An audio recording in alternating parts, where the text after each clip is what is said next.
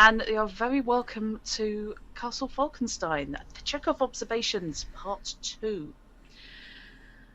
A party has occurred at the British Museum, an art exhibition of inventive designs and sterling pieces of craftsmanship and toy-scale great inventions and epic-scale paintings of photorealistic quality.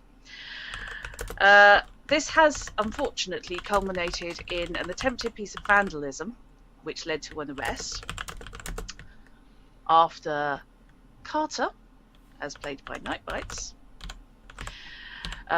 brained the young chap who was in the process of committing said vandalism, getting in just slightly ahead of Alexei, as played by Leo, whose intent was to do much the same thing, but who instead simply stole and then immediately returned a gentleman's cane that he had intended to use for combative purposes. Lyric Kane of the Fae, as played by Chrono, then took steps and managed to get himself a new contact in the younger circles of British nobility. Yes. Contact camp. Sorry, I'm flashing back to the Dog Soldiers commentary stream now. Which is an excellent commentary. Him saying, yeah, everybody going, yep, we've all got one of them in our history. Right. And yes, so he has used his glamour and persuasive powers in order to extend his network of contacts within, well, for intelligence purposes, obviously. Yep. Full contact intelligence gathering. Yes, exactly. Yeah, that's exactly what it's for. No, we all trust the Fae, it's all fine. Yeah, we don't have the imagination for ulterior motives. And Sir Randolph Quigley. Yes, the problem with the Fae, of course, is they're not English. Oh, I see. What if they are English? We very well then could. They're still not English. They're Fae, aren't they? God, I'm so Can't be glad. both. Doesn't work that way. I think you might find that we have prior claim. Fight, Yeah, fight, but you're not actually local, are you? Technically, you're from another world, if I understand it correctly. That's Everywhere what they taught is me in local to school, fairness. anyway. This is a local world for local people. Yes, absolutely. Yes, anyway, so Randolph Quigley has received a strange note, reverse Yes, pickpocketed into his inner pocket, announcing that somebody has a new mission for, well, the surname's right. Unfortunately, the forename is for his brother. Oh, nice of you to join us, Techie. Hello. For the despicable Quigley. The Despicable Quigley. Now Yes. that is a novella. The Despicable Quigley is a book that we had to make sure didn't get published. It cost us a lot of money to keep it out of print.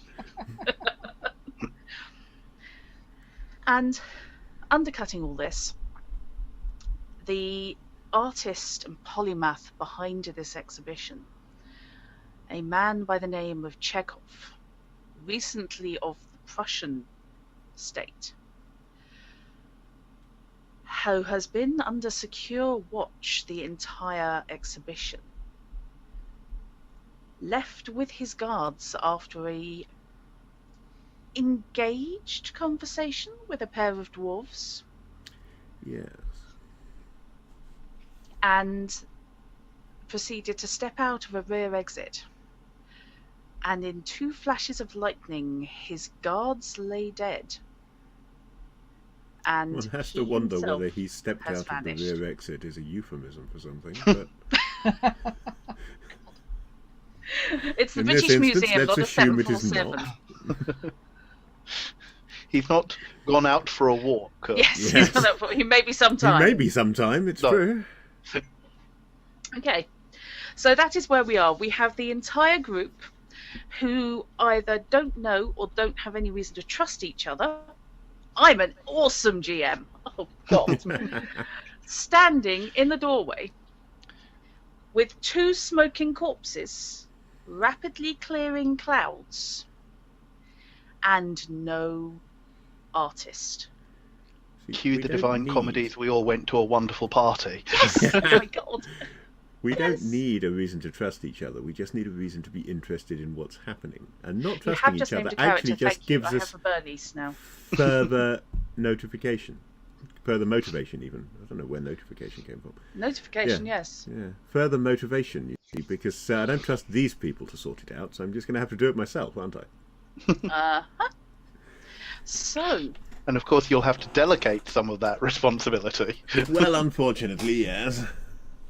That's how it works. I'm busy just looking between the smoking corpse and the other smoking corpse, and where the black tendrils disappeared into the cloud that's now not there and back to bright skies. And then back to the corpses again, trying to work out what in the Sam Hill just happened. Hey, you want to say it? Nothing good. I'm waiting for someone to be sure that there's someone next to me first, because at the moment... Yep. You have, at the moment... I've got a couple of minutes on people. I should be somewhere in the region of you. You basically flung the door open, had a moment to go, what? Sorry? And... Well, there is still a party going on somewhere. There is still a party going on. And then Randolph and Luricane turned up at about the same time, closely followed thereafter by an out-of-breath and slightly panting Alexei. What in the hell? Who was inside and sprinted over. Not the fellows that Chekov was with? Yes. Yes. Were being the operative word. So they're not drunk then? So there's no... No. The space between them is entirely clear. Yeah. They are basically... There's a short flight of steps, about 3 steps, outside of this door, leading down to ground level. And their bodies lie about 4 feet apart. I move forward and kind of like down the stairs and attempt to look around and see if I can spot anything or any movement Okay. in what I assume is like is it like a covered colonnade or something like that? This is... I just moved you off the right screen because I'm taking shit. This is basically where it says the British Museum of Old Time, left-hand side. Okay. I'm looking out basically onto that. So there is a covered walkway to your right. Sorry, to your left. You're in the door at the back. Okay, right. So that's roughly. It's not really representative. This is the problem we see with these etchings. People just go with what looks pretty. And it's not that I repurpose stuff for my own uses at all. All this artistic license, you see. Yeah, exactly. What I was going to say. Should But be essentially, revoked. yeah, essentially, you are in this wall. We're in the wall. Yes, shut up. The colonnade is running along your left. To the right is the larger central building. Okay. So yes, look, head out of the doorway and just look around and see if there is, signs of running, anyone moving or anything like that. Okay. I would like you, because what the hell, we can, so we're gonna. No, don't hide roll 20, show roll 20, you chimp. Yes, there we go. I would like you to make me a skill check, please, for perception. I will need a hand of cards. You will need a hand of cards. Yes, we will all need a hand of cards. So, I would like... I'm not totally unaware. I just thought I wanted to do this at the start and actually get a nice simple one out of the way first. Sure. So, I am dealing 4 cards to everybody except me.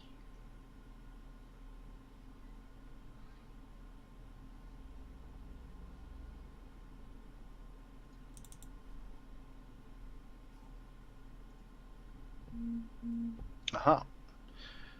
Okay, and so this will be a perception check, which is diamond, if I remember correctly.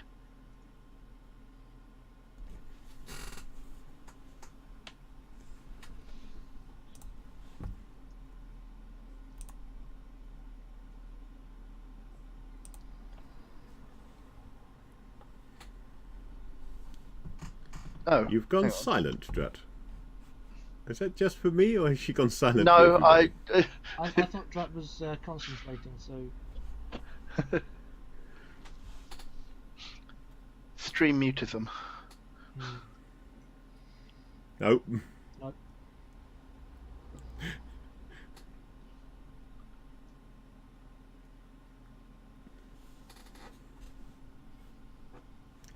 Well, it wouldn't be one of our streams without a technical hitch. It's a curse of the hint streams is the technical issues. Yeah. We had to have one because my soundboard is working today, so something else had to go wrong.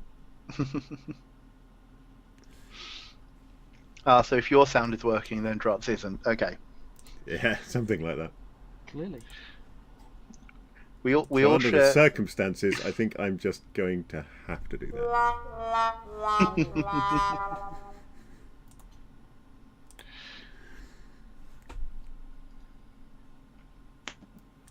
Very much apologies for my stream. Sound. Aha! I can hear you. Okay, VC, now you're just taking the mickey. Can you still hear me? Yes. Yes. Were you hearing us during that I time? could hear you fine. Right, My okay. stream could hear me because I'm looking at OBS. Your stream says, Chatty says you're hosting us rather than streaming. Are you actually streaming? I am. Because you're showing offline on Chatty. Chatty's wrong. Okay. That's interesting. And Chatty has just spontaneously And closed. yeah, which Dav has just asked in the Hint Plays channel, is it only Neo and this one live? So No, Drat, you are not live. You are hosting him plays. in that case, Davkus, yes. It is only Neo and this channel that are live. Druttercup thought she was streaming, but wasn't. Whereas in my case, it is intentional to be hosting him plays. Radically, I took the fact that OBS was streaming, claiming streaming, telling me a kilobyte rate. Foolishly assumed that meant that Twitch thought you were streaming as well, didn't you? Yeah. Relying on data, there's your problem. Yeah. I think we can safely say that this is going to be the backup. So if I need to patch any audio in, it'll be from there. But I have no idea what the heck's going on there. That's just it being very strange and deliberately trying to screw with me. Ho hum. Yes. This is because I got my Twitch details updated like 2 hours ago. And Okay. my bot was updated, and that was all up to date, and it was all fine. Everything ready to go, so naturally it was going to go wrong. Naturally, it was going to go I'm pear-shaped. quite pleased. Thank you very much, Dav, for being here and confirming that I am actually streaming this. Because if Hint Plays was off as well and none of us had noticed, that we might have been a little... We'd have carried on, but... Yeah, yeah. The game must go on. Yes, Absolutely. I'd rather not have to deliver an entire narrative spiel. Fish, I was going to say, you have the main rulebook as well. I do. Any chance you could do me the small favour of just confirming what suit? It is diamonds, I believe. I believe it is. I'm just having a slightly paranoid moment, I've and I've got what 5 PDFs page open, anything is on. But and am therefore having a slight moment. If I find it on there, then I can swap to the right page on the tablet, which will mean that I don't have to worry quite so much about how much screen space I've got. It's going to be easier to find. Am I hearing someone's cat, or is there a Yes, cat you're in my hearing hall? mine. Aha. Okay. Which I can spot over your shoulder. Ah, Oh yes. Making its presence known. He's only been fed twice since I came home at 5 o'clock, so he's currently not feeling loved enough. So he's pining, yeah. yeah, he'll waste away. Great greedy phone. Right. What was I looking up again? Was it perception? Perception. Is a diamond indeed. Cool. And what is my target? Your target is... It's going to be a 6. Well, that's good, because my perception is good, which gives me a base of 6, so I don't need to spend a card. Okay, fair enough. Yeah. Yeah. Which is good, because I'd like to keep the one diamond I have. Ouch. Well, I've got good bread, so... Fair play. Okay.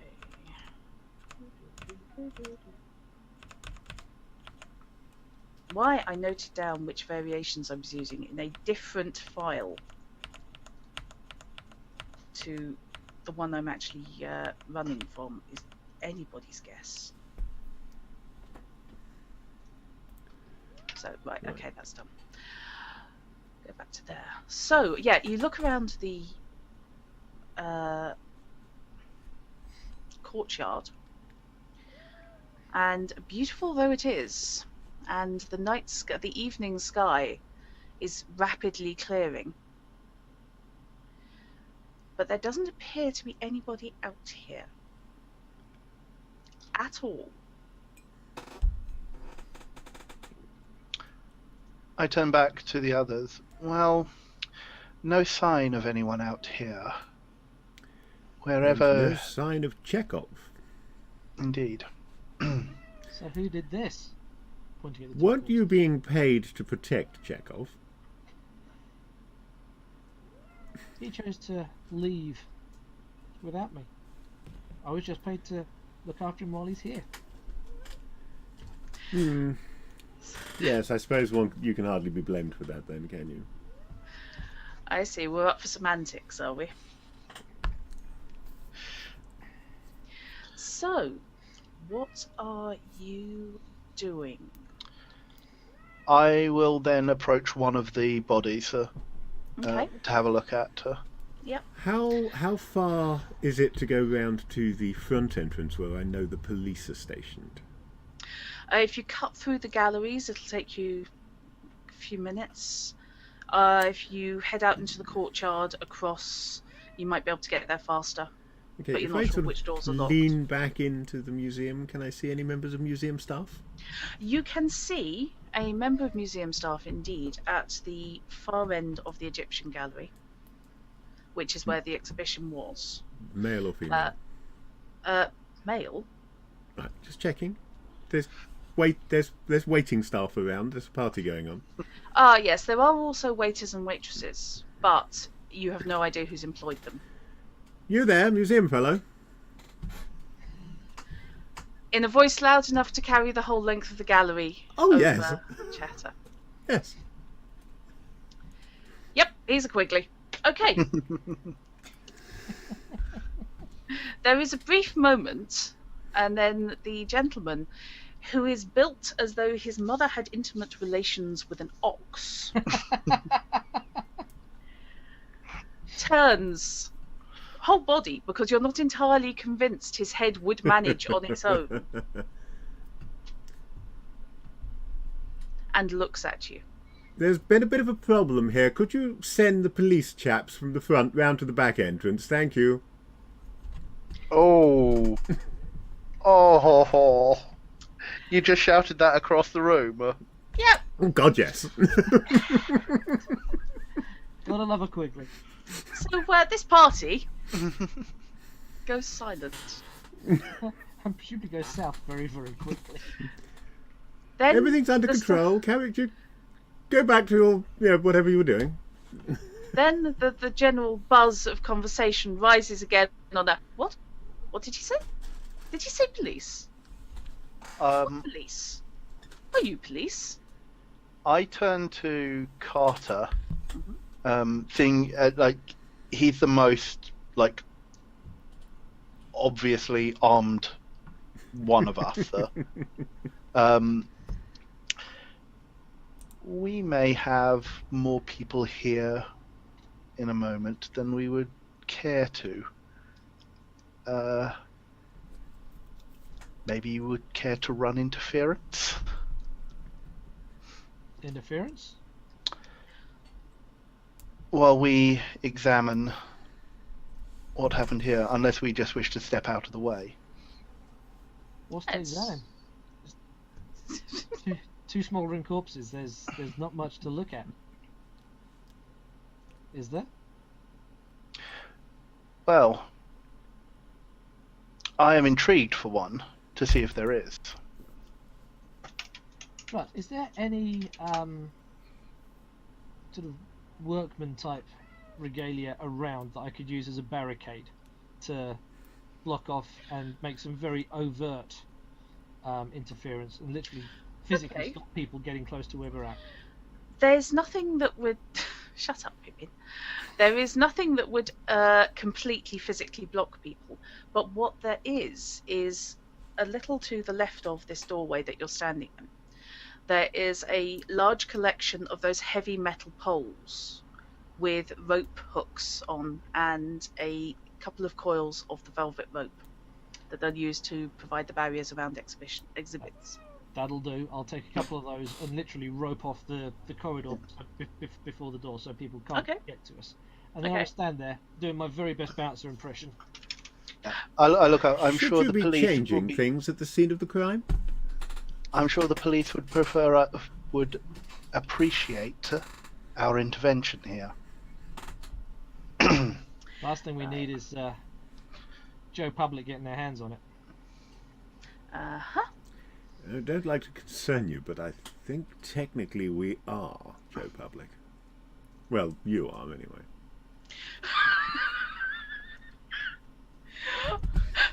None of you know who you are yet. I'm paying for security inside the building. This is security. This is inside the building. Let's be honest here. Exactly. Fair enough. And you've done such a sterling job so far. On behalf of the museum, I thank you. Ooh. I'll stop the potential act of violence and vandalism. I look up at quickly. By not so committing one? You are a patron. My father is, yes. Uh-huh. Nods appraisingly. The one who looks out of place here is Alexei.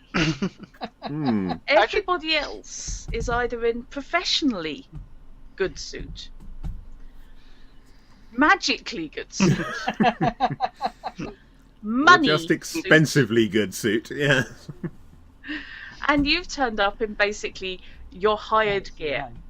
Right. Yeah, essentially. You've turned up in your Primark. It's a Primark tuxedo, for want of a better term.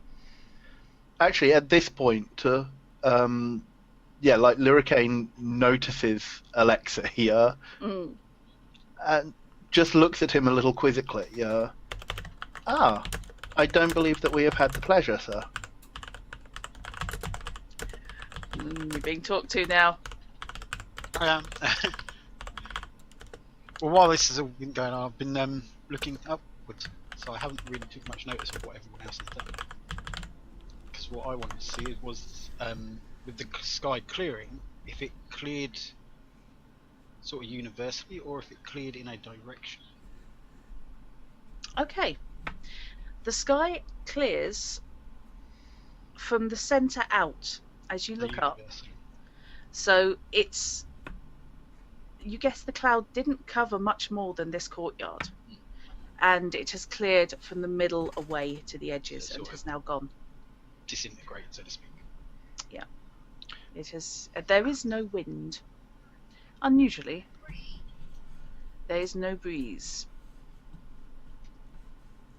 And if there was, it would have had to blow in at least two different directions for the cloud to move the way it did. Yeah. Are you suspecting rooftop escape, perhaps, sir? Actually, no, I wasn't. I was suspecting... I mean, that's the only reason that, Lyricane is thinking that you might be looking at the sky, so... Yeah, no. Fair enough. Actually, to be fair, I was thinking sorcery. Something magical, possible.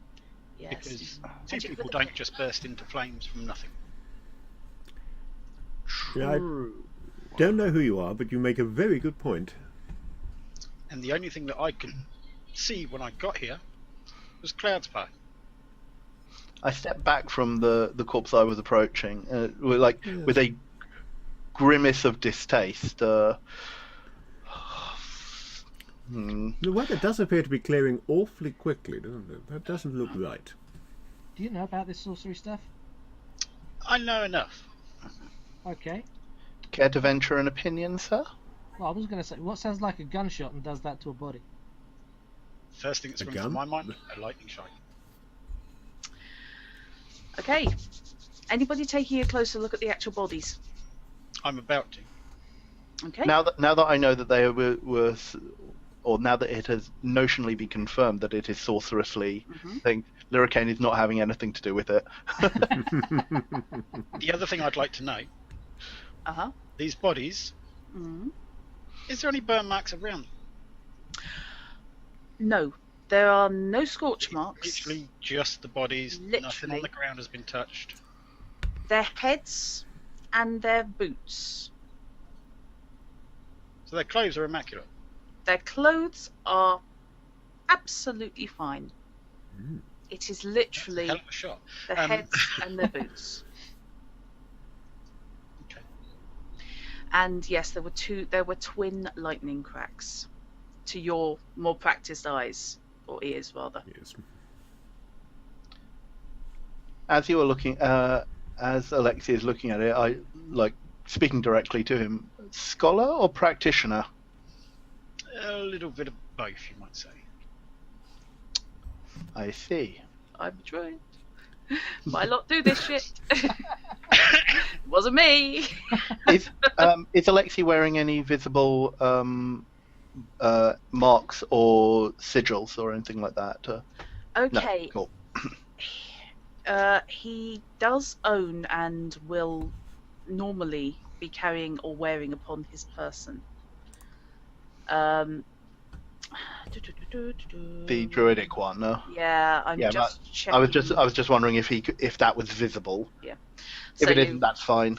So yes, you'll have your Ancient Brotherhood of the Druidic Temple medallion, but whether that's visible or not is entirely up to you, and whether it's worn as a medallion or as a key fob or watch back or however the hell you want to wear it. Does it vibrate when monsters are near? The urbane druid carries it as a watch fob. Yeah. I just like the idea of the back of your watch being your logo. I'm checking the time, and now I'm proving my credentials. It sounds a little bit Doctor Who-ish. Yeah, don't knock it. Okay. But no, it wouldn't be obviously visible. Okay. So yes, nothing leaping out at you. Okay. About that. However, he doesn't appear to be, although repelled by dead people, if I'm reading this right, he doesn't appear to be shocked by the method. It doesn't seem to be a, my God, how did this happen? It's more professional interest. Sure. No, I mean, Lyricane's thing is that, as a fairy, my sorcery has to be poor. I'm reading that as like I don't like people using magic. Fairy powers, the wrong fine. Magic. Exactly. Yeah. Basically, sorcery and magic got inserted into humans' DNA when intermarriages between fairies and humans happened thousands upon thousands of years ago. And that's the way, magic is the way that fairy powers have manifested themselves through humans. Yeah. And as fond as I am of humans, yes. I am not as fond of their use of our gifts. No, it's not right, is it? It's just it doesn't not right. feel right. But I have a great deal of affection for humans otherwise. Oh, shit. In multiple spheres and capacities. Pets. Okay. So, what are you guys doing now? I've actually had a quick look at the bodies. Is there anything apart from the heads and the boots being charred that I might pick out with my knowledge? Let's have a quick look at And this is where using the divorce rule is going to be quite useful. While you're looking that up, am I allowed to talk over you? Go ahead.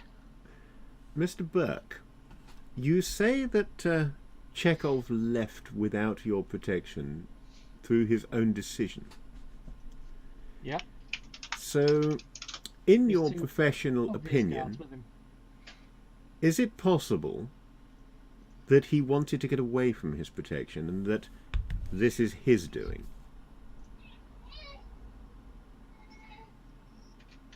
You stayed behind, they didn't. Possible.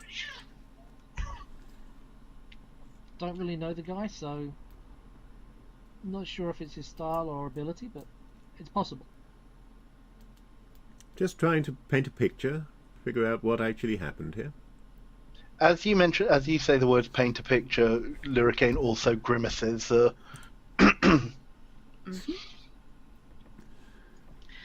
Okay. The Fae has apparently smelled something he doesn't like.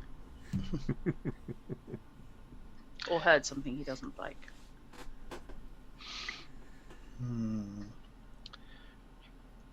I address Alexei again.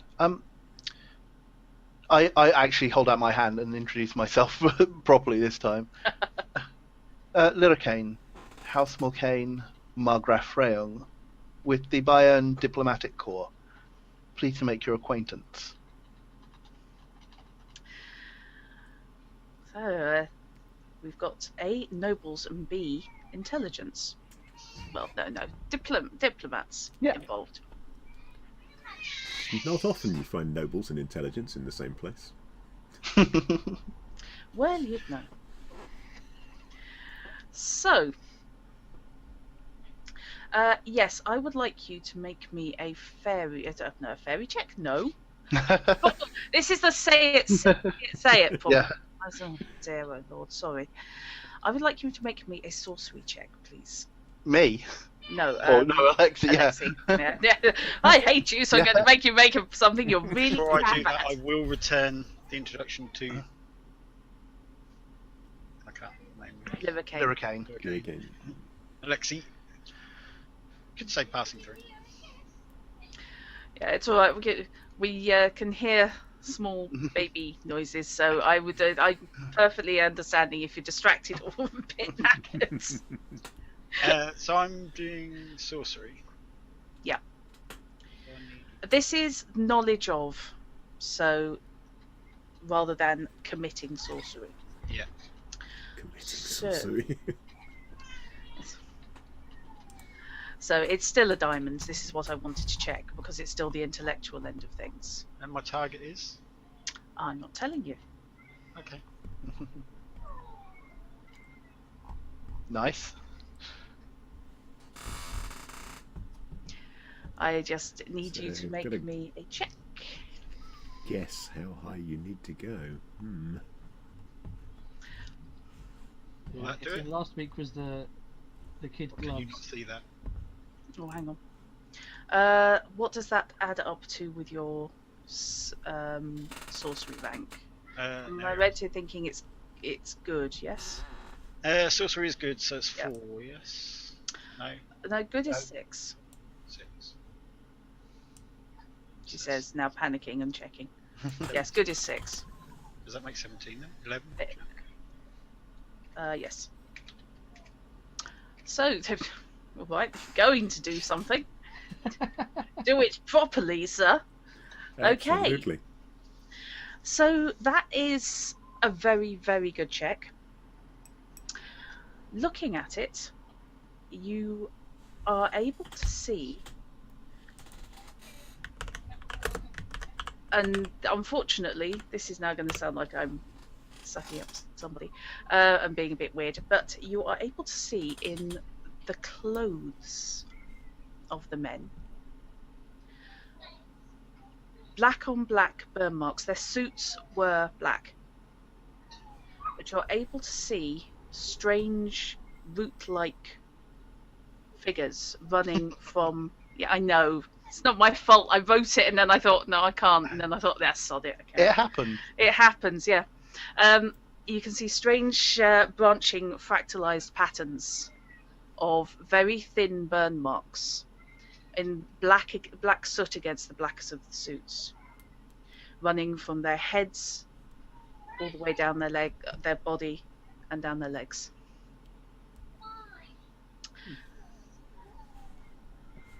This is not a normal lightning strike. Somebody poured sufficient energy into these people that their suits took on the fractal patterns of the lightning.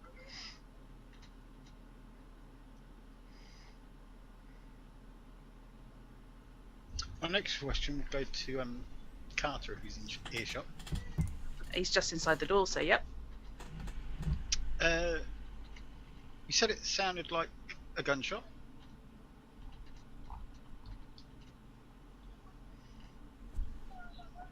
Yep. How many gunshots? Just the two.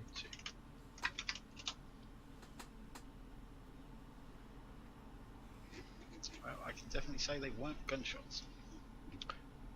Did you happen to, talking to Alexei, did you happen to talk to or encounter Chekov at all during this evening? Unfortunately, I didn't. No, he's the only person who really wasn't in on the conversation. The sorcery check, by the way, was also good enough that the confirmation of the twin lightning strikes and what you heard of the twin cracks, those were done either by two mages working in perfect concert, which, given the power, is a bit scary. I sense an awe here. Or somebody who knew they were going to have two targets and set their spell accordingly. Two mages drawing for two instant powerful spells would have created a disturbance that pretty much any sorcerer in the vicinity would have noticed. One person building up gradually against known targets would have produced a far lesser effect. It's the boiling frog principle. So, I'm assuming I hadn't sensed anything beforehand. Nothing had leapt out at you. There will always be ebbs and flows in the ley lines. Yeah. That's how magic is transmitted across this world. Is a bit like the Force ley lines. It is, yeah. It's like the Force meets the National Grid. That's actually one of the best ways I've heard about talking about ley lines. So if somebody makes a sudden drain on the National Grid, it's like everybody's gone out in the ad breaks to turn on the kettle. Yeah, it's that genuine phenomena where there is a drain on the National Grid during the ad breaks of a popular program in this country where everyone goes to put the kettle on. Yeah. End of Doctor Who is a big one usually as well. Yeah. And on the BBC, and that basically creates almost a magical vacuum, which then sucks in energy from around it, and makes life harder for any other mage, any other sorcerer in the vicinity. However, if somebody's building up gradually using a ritual, they can supply more of their own power. And it's not such a huge drain. It's far more subtle. It's less likely to get noticed. So, am I likely to determine that it was a singular person rather than two?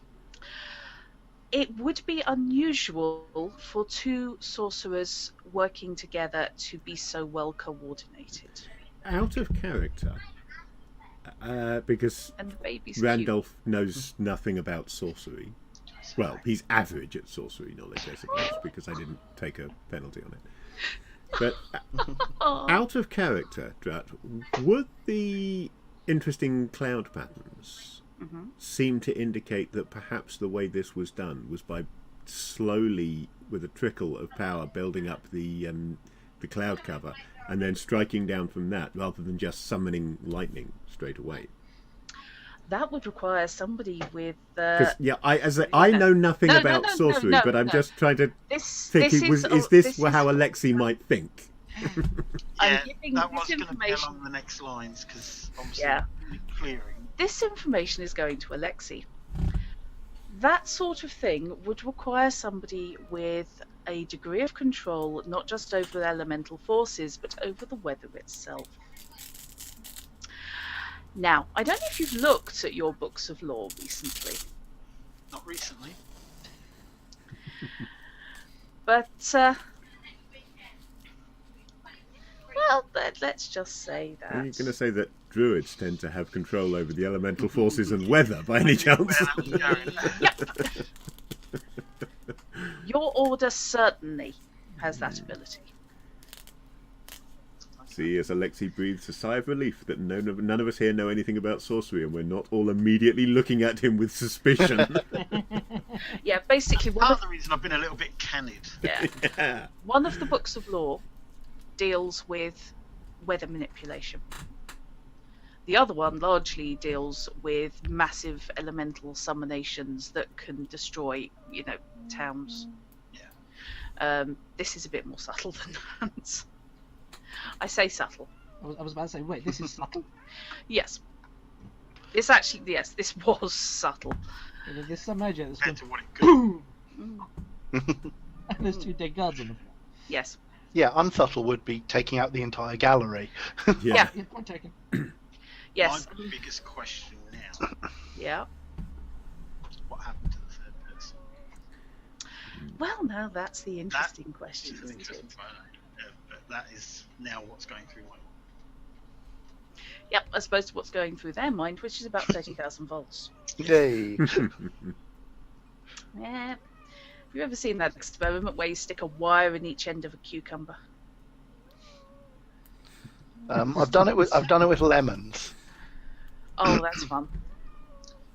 Or rather, using the lemon as a battery rather Yeah. than igniting the cucumber. Yeah, I've seen that one done though. I accidentally set fire to the cucumber because our chemistry teacher decided to show us how to do it, and I kind of played with the resistor. It's not difficult. It's not, no. Question goes out to the others if they're all in earshot.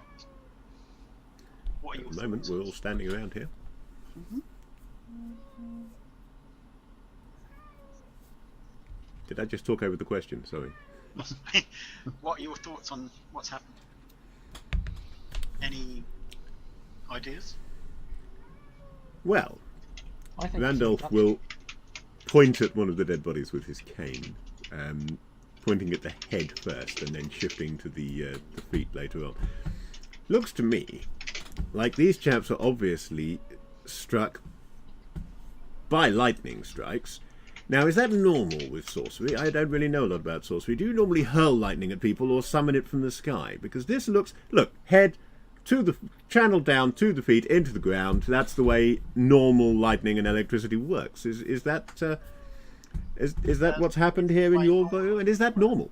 But there's no burn marks on the floor. Well, it doesn't necessarily need to be, does there? I wouldn't have thought. I mean, by the time it's passed through an entire person... Still be some form of burn mark on them. If it was a normal lightning strike. Conceivably, there might be something underneath the bodies. Nobody's actually moved them yet. So we are thinking... I'm thinking maybe either abduction or escape. Well, yes, those are seem to be the two options, don't they? Mm-hmm. Did he How jump long did it take you to get outside, Carter? Or abduction and escape. Carter took, less than a minute to get there and open the door. We're talking probably no more than 20 or 30 seconds. Not enough time for him to have disappeared from that courtyard. Not unless he disappeared through the hole in the sky.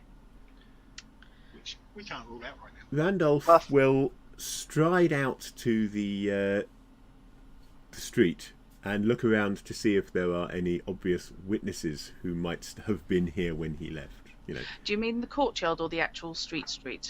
the actual street, because unless he's hiding in the courtyard, he's got to have gone that way. Okay. You know, are there any newspaper vendors on the corner or anything that might have been standing there at the appropriate time. Yeah, it's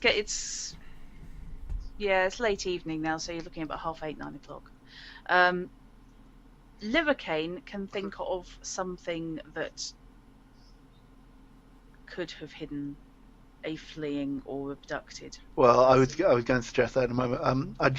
Before I do so, Alexei, Master Alexei, what, in your opinion, would be the likelihood of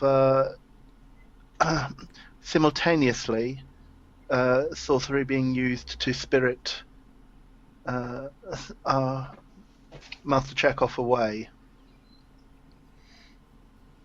For what has occurred, the chances are slim.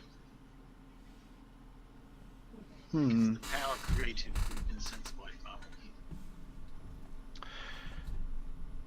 Well then, I take a look around. Mm-hmm.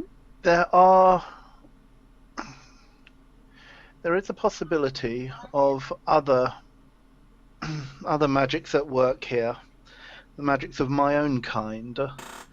I do wonder if someone might be concealing him through Fey means. Is there a chance? Can I get a glamour check or a perception check now to detect the use of fairy magic? Yes. Again, out of character, how closely related are fairy and sorceress magic? Do sorcerers sense fairy magic and do fairies sense sorcerers magic? No. Not really. They are very much sorcery is very much the red-headed stepchild of the fairy. I was just thinking if it's the red-headed stepchild, then fair enough. But if it was the bastard offshoot, then it would be related enough to have that connection. No, they are a matter of disdain. Fairy powers are a confusion for sorcerers, for mortal sorcerers, as far as I can tell, and vice versa. They are just wrong to each other. Humans have messed around with our gifts far too much for us to be able to actually make head nor tail of it. Simply don't recognise it anymore. No. Far, far, far too diminished for us to actually understand properly. Or that we would care to. I would like you to make me... It's going to be a glamour check, I think. Okay, so that is hot. Yep. Cool. Okay. Are you able to tell me, or is this I guess? Let's see. This is less of a secret because I wanted to make it slightly trickier. Sure. For the magic one. Let's make this a laborious check, which is level 10. So it's 10. Okay, I have a glamour. Since this is not part of my speciality, my glamour is average. So I will throw in a card. Okay. And make this a 12. Okie dokie, so that will make it. Right, I'm just double checking so I can tell you how much information I can give you. Sure. Yeah, don't care, come on. Oh dear, there's someone who didn't run that bastard Brit. Bogey's in the great game. Ha. Sorry. It's true. Yes. Well, small sticky bits of irritation. Okay. Sorry.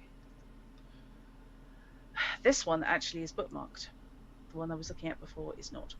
So let's go to...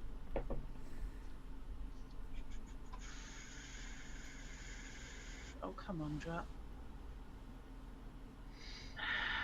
What wants she? Shall I just draw back up then? Yeah. Sure. Sorry. No, it's all right. I'm still kind of just finding my way around the books to a certain extent. I've got the better idea than I had on the first go through.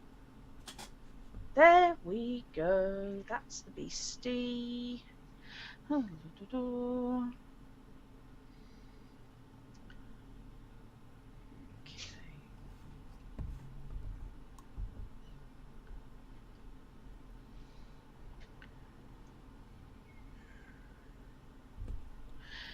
Okay. So, what did you get? Well, you got that 12, so that's actually pretty damn good, thank you. Right. What that lets you see is, as you glance around, trying to see discrepancies. Yeah. You're looking for the join between reality and what might be a glamour. And from where you're standing, the colonnade to the left doesn't, the pillars don't line up. As in all of them, or just one of them? Certainly the nearest one to you doesn't seem to line up with its fellows. Okay. In the sense of, in the sense that it is doorway or just concealment. I can't tell without examining it. It's along the lines, as you move your head back and forth. You know the scene in Last Crusade with the bridge over in the final tests with basically it's an optical illusion. Oh, right, okay. Yeah. As you move your head slightly, you get that general sensation, but from here, without going to look at it up close, it's tricky. Okay. Is he getting that early video game thing where it looks exactly the same no matter what angle you look at it? To a certain extent, yes. Getting excited. I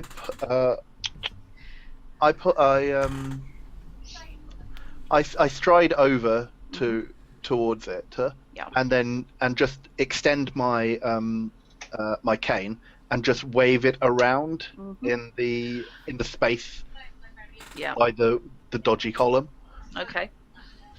Basically, the space between the column that looks iffy to you and the wall ripples and then almost clears itself. It's like the static clearing from an image, and now looks completely normal. It looks like somebody put a glamour just across the entrance to the colonnade, which from the doorway and the main building would then have completely obscured the entire run up the colonnade. I poke my head through. Okay. It dissipates around you. Okay, I move to stand on that side of the colonnade. Okay. Yep. Can I see anything down the run? Him disappear at the moment. No, he almost fades as he steps in. It's like water closing around him. So we do notice him going through something. Yeah, and then there is a Stargate. Yeah, and then there is a ripple, and the whole effect clears, and he's still standing where he was, but there is no longer any kind of distortion. And presumably Chekov is not standing next to him saying, "Curses! I would have got away with it if it wasn't for you meddling kids." No. However, now you're standing in the real colonnade. At the far end, on the left-hand wall, so basically you've got the wall running along the entire side, a door that looked closed to you from where you were standing before stands open. It leads into the east wing of the museum. I turn back to I turn back to the group and look at the others. Are the police on their way? Right. Funny you should say that. Which I was waiting for an appropriate lull. What, having barricaded a little bit off with the, what's happening the other side of it? And do I need to be doing my best bouncer impression?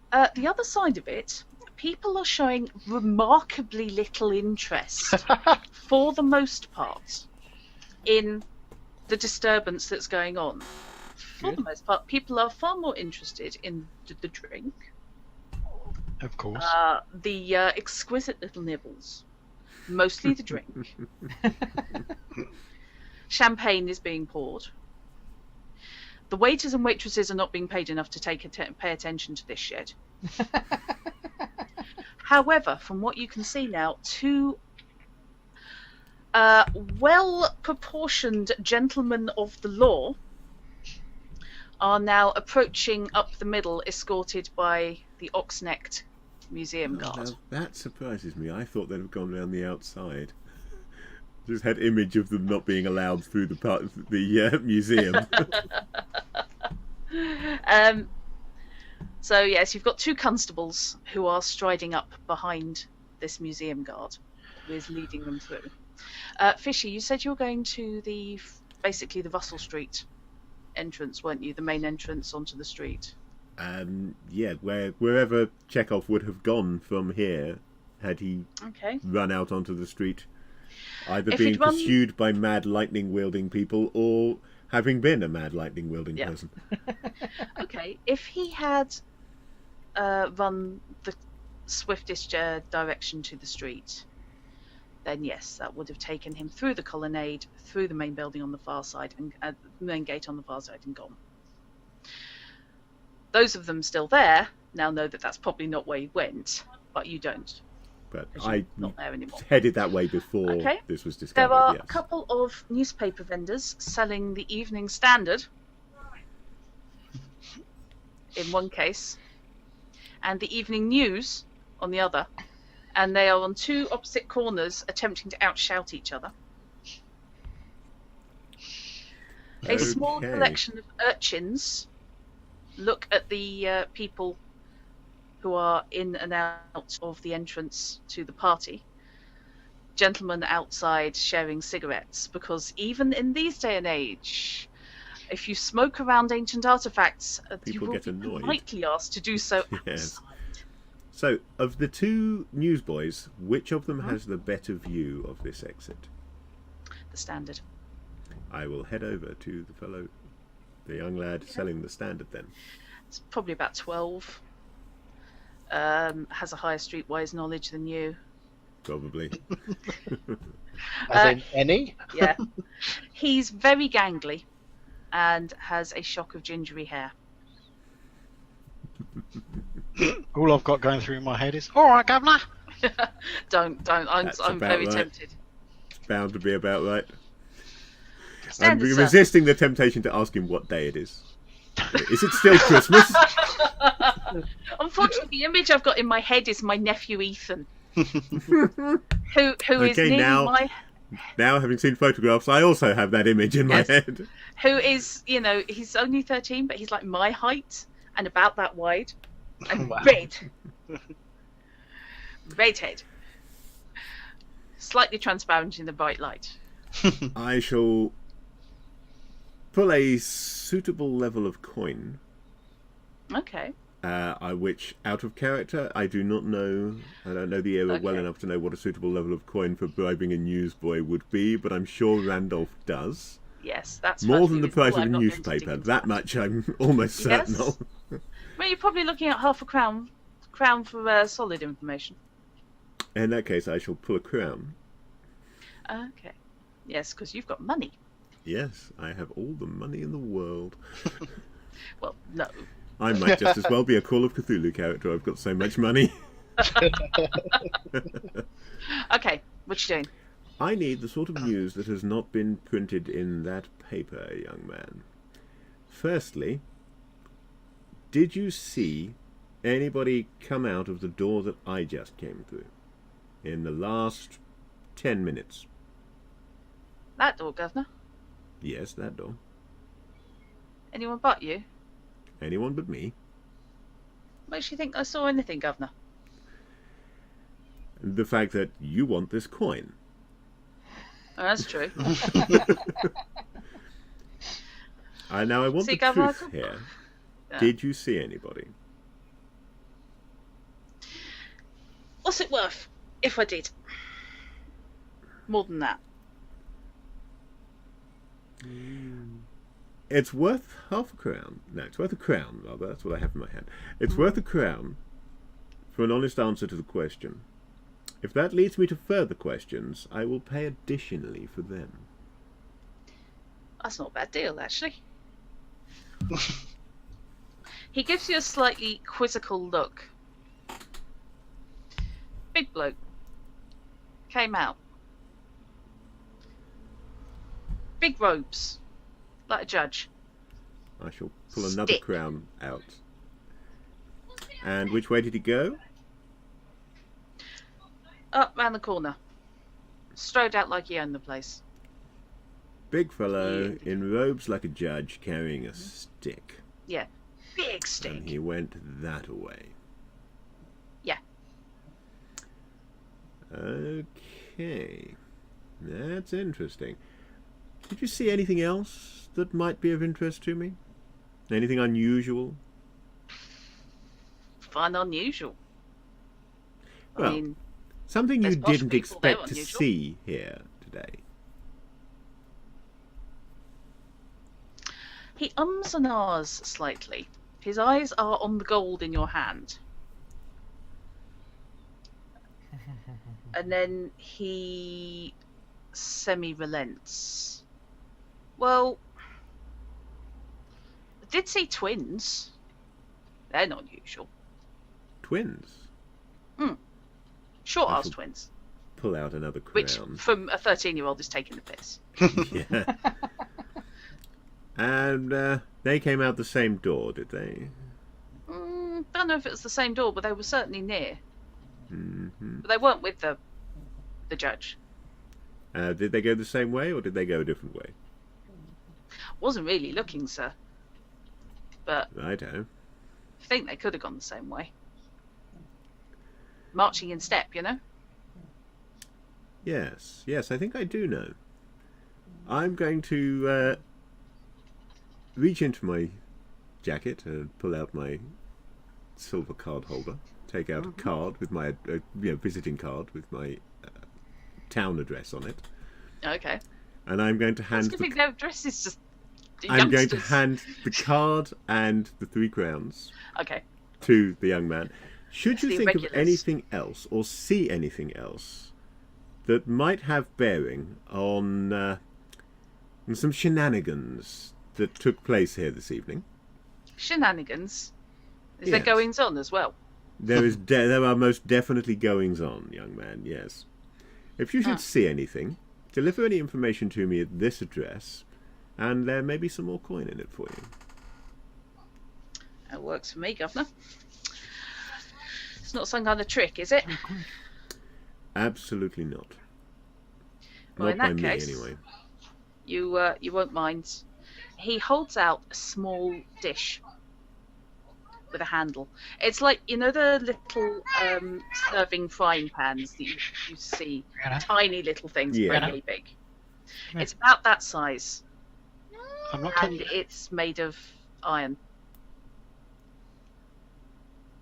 I'll drop the coins into the I will drop the coins into the cold iron, making sure they're not glamour thing. It's not cold iron.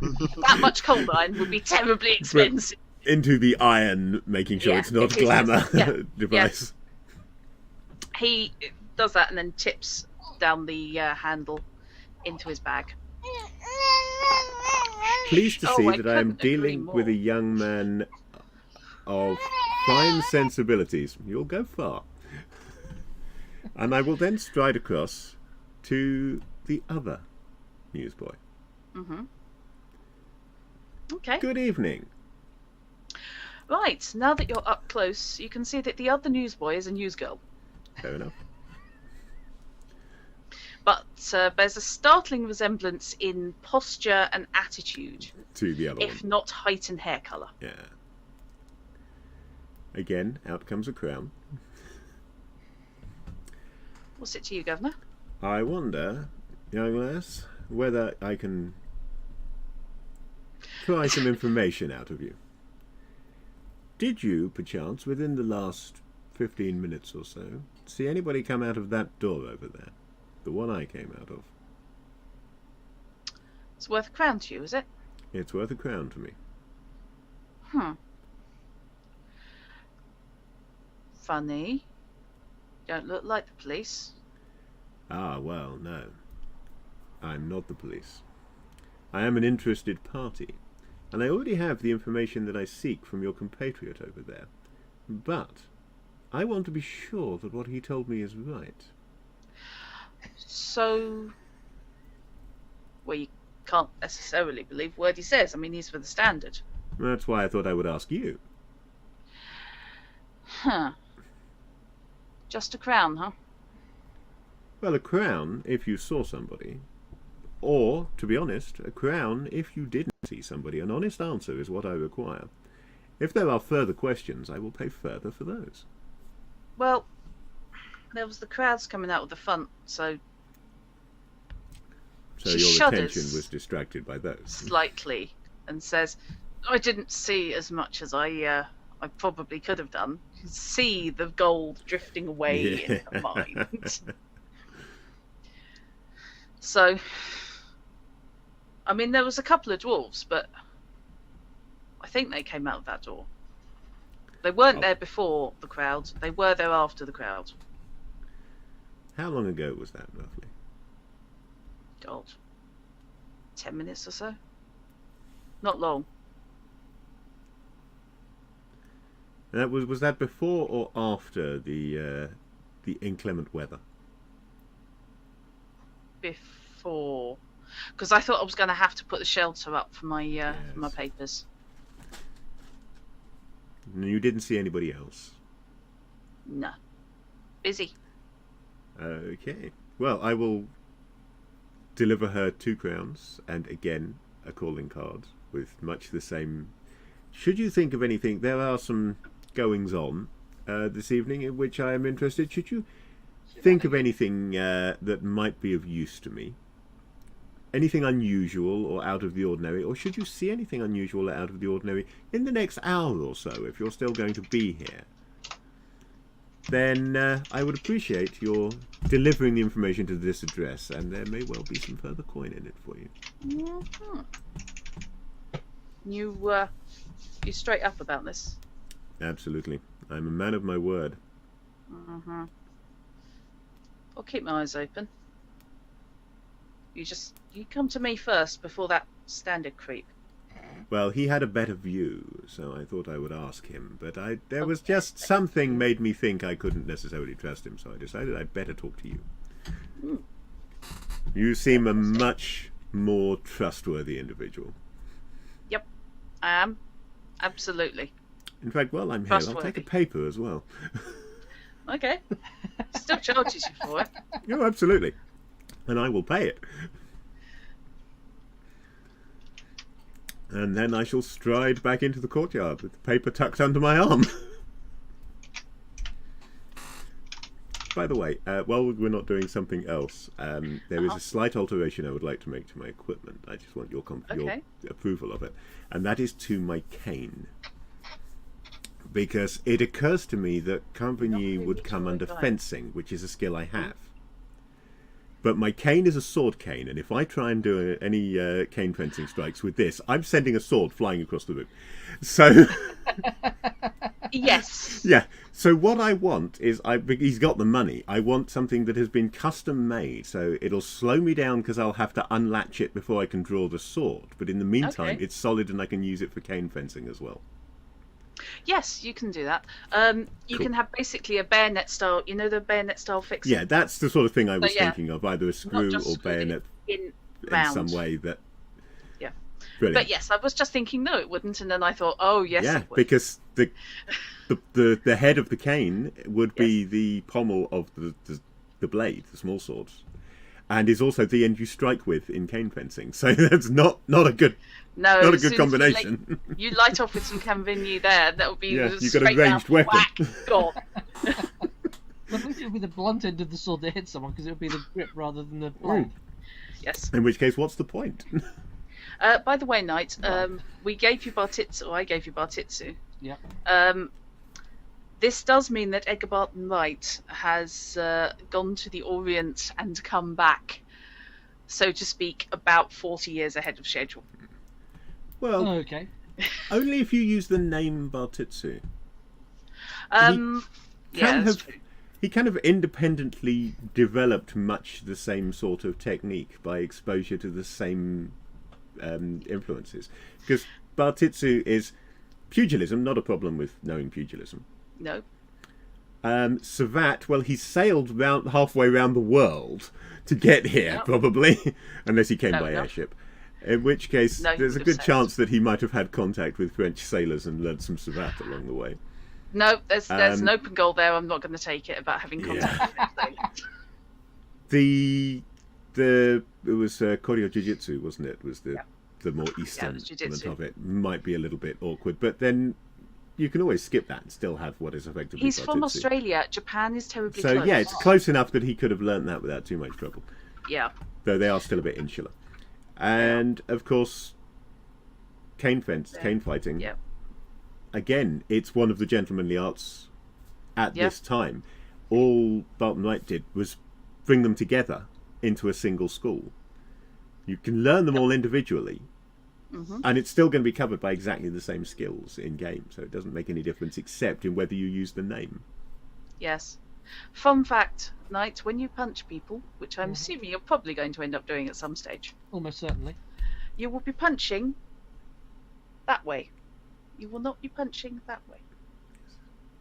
You will be punching because you would be trained in pugilism, and therefore you would you would Presumably punch the nasty way. Uppercut, you can go straight. Not just but that, but it's just the nasty way to punch people.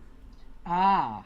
Doesn't leave with the weak knuckles at the front. You're not going to break all these mini bones here when you make contact because you're hitting that rather than that, which compresses and compounds everything. You won't break your fingers. It's just generally the modern boxing way of holding the fist relies on the padding of the glove to protect your hand as much as it does the person that you're punching. This doesn't have that. Pugilism, bare knuckle boxing doesn't have that. So the techniques are very different, and they are far more brutal. So the Victorian gentleman was far, far nastier than the modern thug. Yes. Gorgeous. Yeah. Okay. I mean, all the techniques are all about brutally disabling your opponent as soon as possible. Because the assumption is there's another one coming in behind him. Ending the fight as quickly as possible. Yeah. Okay. So apologies for the wandering. No, that's fine. You're muted. You're... Am I? No, not you. I am. Yeah, apologies for the digression into martial arts there. Phone to that. Apologies. Just trying to establish character properly, that's all. Yeah. Okay. So yes, you can indeed, your cane can indeed have a securing latch. That's not a problem. You're anticipating using it for that, so that's fine. I wanted to bring it up before I first attempted to hit somebody with it. Because if I'd mentioned it at that moment, it sounds a bit, oh yeah. You've just suddenly noticed, haven't you? Yeah. No, that's fine. Yes, and Canvenier is very different to fencing. Fencing is very straight ahead. Canvenier is around the houses. But they would both be covered by the fencing skill in this game. They would be separate specialities. But since I didn't take a speciality, I just took fencing. I'm skilled across the board in, rapier, saber, Canvenier, whatever. You wish. Right. I say I obviously mean Randolph. So you've had a chat with Tommy and Sheila, who are now listed as Sheila, yes, who are now listed as urchins, along with which paper they work for. So I get to face two very burly-looking clubs. Yep, I think Fishy had the better. I think he certainly did, yes. Since they are of different genders and I cannot therefore write newsboys, I've listed them as news waifs. Is that better than news strays? Well, that means they're likely to be in the right place. If they're news strays, they could be anywhere in London next time I want them. Point. Right, so yes, the policemen are approaching you. Is Luricane staying outside or is he coming in after establishing that shenanigans has occurred? I am going to move slightly closer to the entrance, to the courtyard entrance. I'm not actually going to step in yet. Okay, so the entrance that Carter's at and the bodies. Yeah, exactly that entrance. Okay. You're not going off exploring on your own, thus splitting the party in 3 different directions. Not yet. I wouldn't do that to you so early in the game. I love the qualification. So early. Yes. It comes later, clearly. So if we're back in the courtyard, Yep. I'm going to ask Hurricane if he's seen anything. Because obviously he's wandered off and we noticed the rift. Yes. Somebody has been using Fey magic here. I suspect that it was not supernatural means that spirited Chekov away. However, he did take advantage of an illusion. So we've got a mix of both worlds here. Which is deeply, deeply concerning to me. Okay. But You're not going to like me for saying this, but I like a good adventure. I like a good mystery as much as the next person. But this was supposed to be a relaxing trip for me. That said, we shall see what adventure brings. Okay, so yes, the 2 gentlemen of the law march up to you. G'day. Either side and flank and pass Mr. You're welcome. Ox. Hello, hello. Understand there's a problem, sir. 2 gunshots, 2 bodies, 1 missing guy. All yours. Bodies, day. sir. What, at the bodies? They both come past Exhibit the A, ropes Exhibit B. and Would look out. I have heard these guys coming, They are inside. They've been coming up through the but I would gallery. have heard Carter talking to Yeah. Yeah. The g'day as they're approaching, which should be Yeah. enough of a signifier that Yeah. something's Yes. happening. At that Hopefully. point, I'm going to kind of make myself a little bit scarce from the scene. Are you now? Because that doesn't look I don't know suspicious as at to all. where, yes, but it doesn't also look suspicious that it's sorcery, it's killed 2 blokes and a bloke's missing. Fair enough. So I'm not going to be scarce as in I'm going to run away. I'm just Okay. going to make sure I'm not part of this scene when they come outside. Okay, that's fair enough. So, looking at the picture there, you can see the colonnade that Lyricane wandered over to, Now, which is on the I- right-hand side of the image. Those are quite big columns. yeah, if I go over there, Yeah. am I going to pass through this Fey thing, or am I just going to... It's not there anymore. Lyricane cleared it, or I Lyricane can now see- either Lyricane's presence cleared it, or somebody dropped it. So I can now see the open door. Oh yeah. So I am going to walk over to the colonnade and kind of stand behind one of the pillars. So I'm in earshot, but can still see what's going on. In the time allowed, yes, you can make it to the first pillar. Do we have anything along the lines of stealth? No, I don't. Let me just recall the card. There is. I thought there was a stealth skill. I believe there is. I think Yes, there is. ability. Clubs. Yes. You just don't have it, so you have it at average.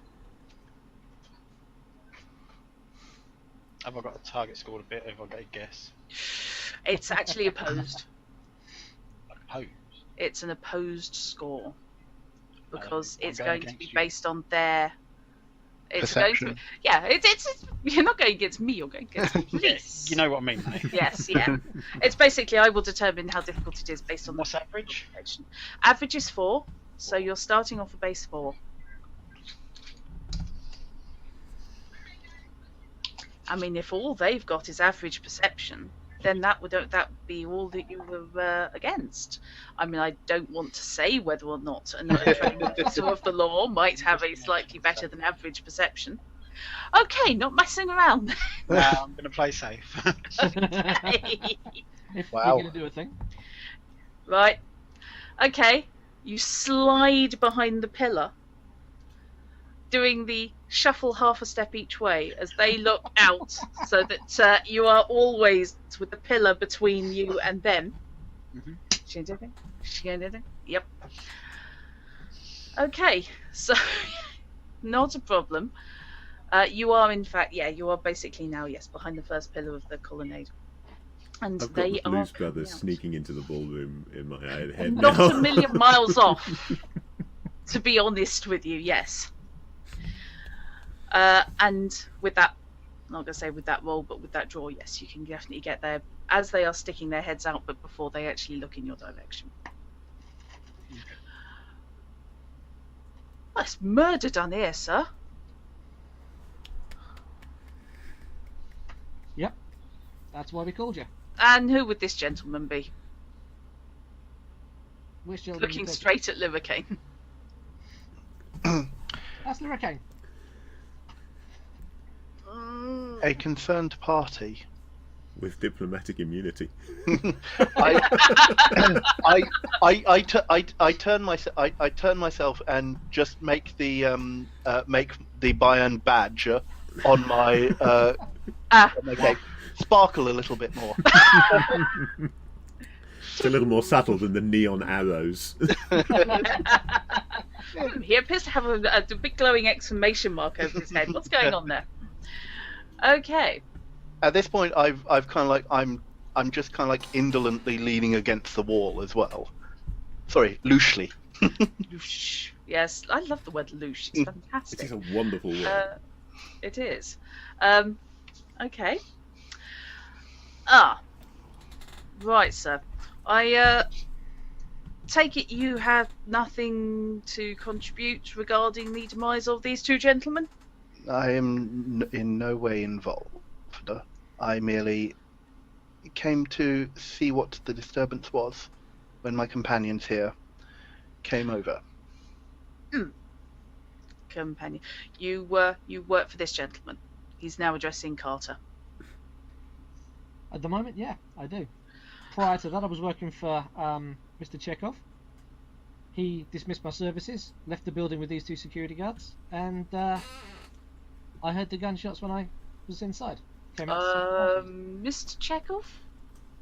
Would that be a local gentleman, sir? Does Chekov sound like a local name to you?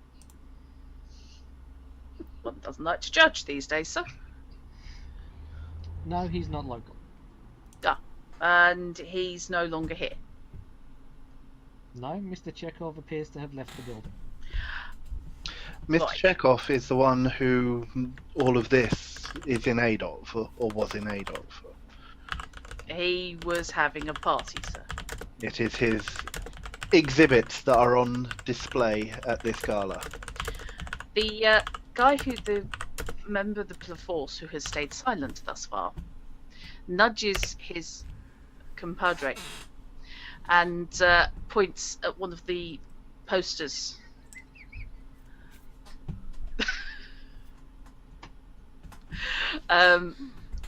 Displayed around the various exhibits, which have a drawing of the gentleman in question and his name prominently displayed, which they have managed to walk past and not see it. Right, sir. Well, this is a job for the inspector. Yep. So, and your name is, sir? Carter. Your Carter. other name is? Sorry, sir? Carter Burke. And where can we find you, sir? Well, when your inspector gets here, I'll tell him. Right, sir. And you yourself, sir? Turning his attention to Livercane. Should you wish to call on me, you can find me at the Bayern Embassy. Quite, sir. Right. I'm sure that won't be necessary, sir. This all looks perfectly innocent to me, sir. Clearly, I raise an eyebrow. It's perfectly innocent murder. Clearly, some kind of footpads perhaps ambushed the gentleman in question. a terrible thing to happen at a museum. Absolutely, sir. I'll get the inspector down, and I'm sure he'll confirm that this was a horrible, horrible case of mere robbery.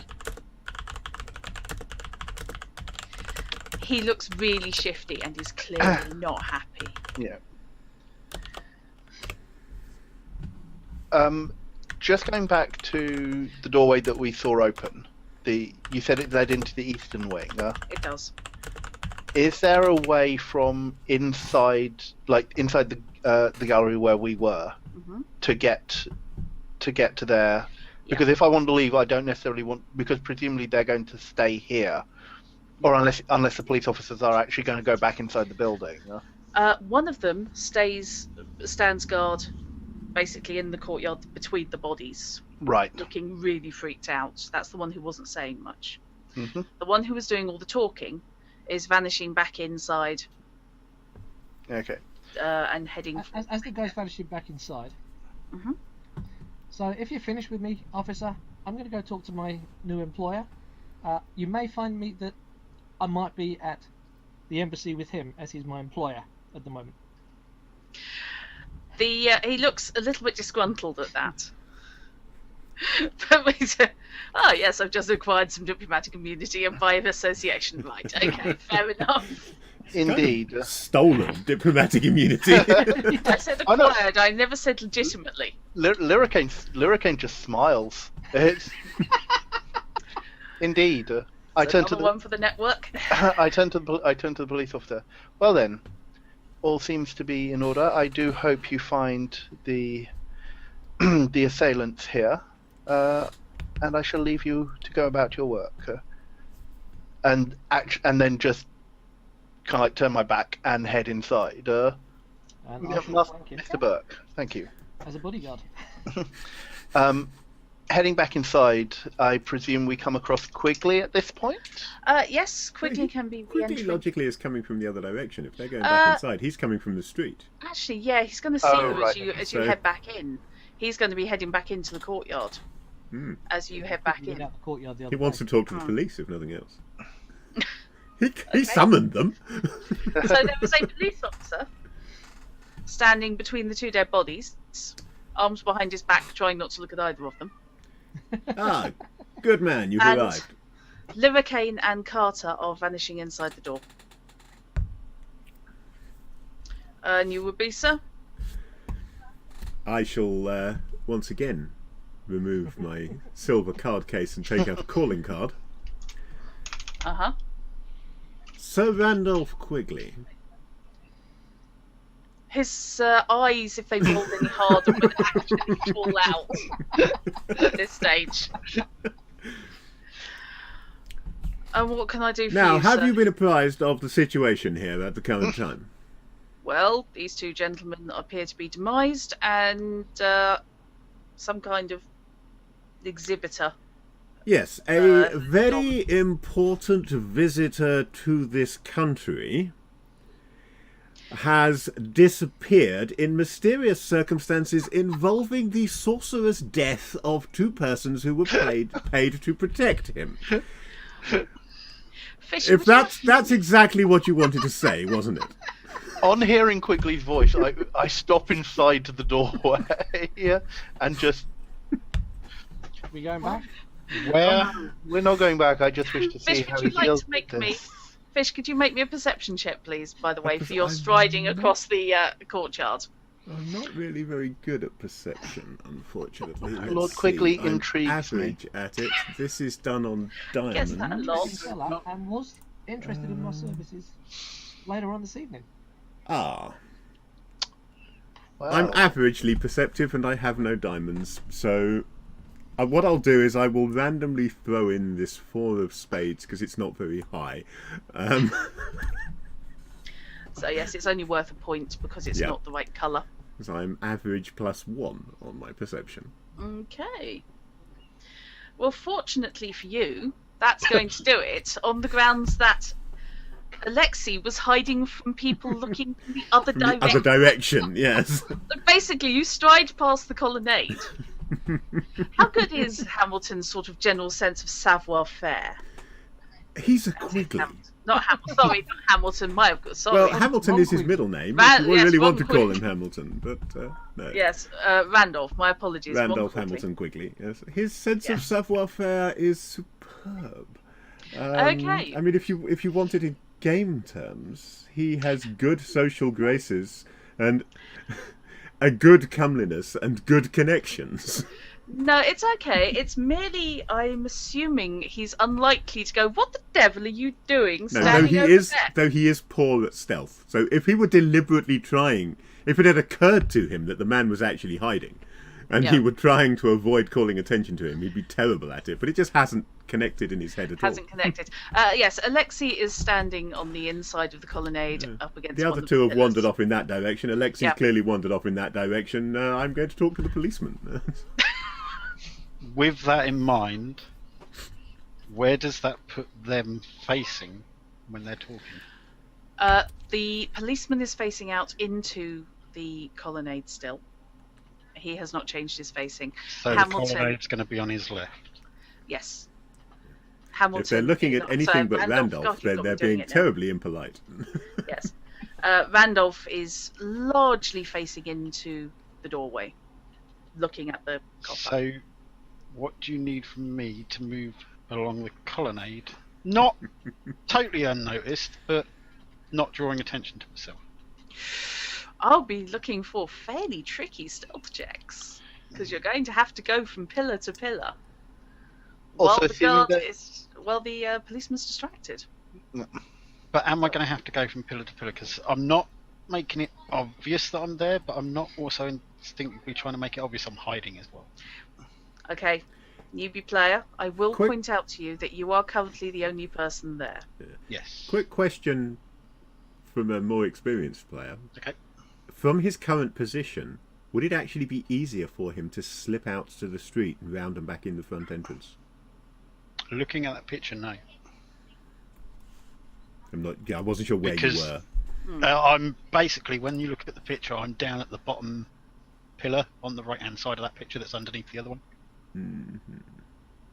So that doorway would be sort of on your right between us. Fair enough. Admittedly, it would be behind the police officer. So, if you want to try and stealth your way away, then it is going to be a tricky stealth check.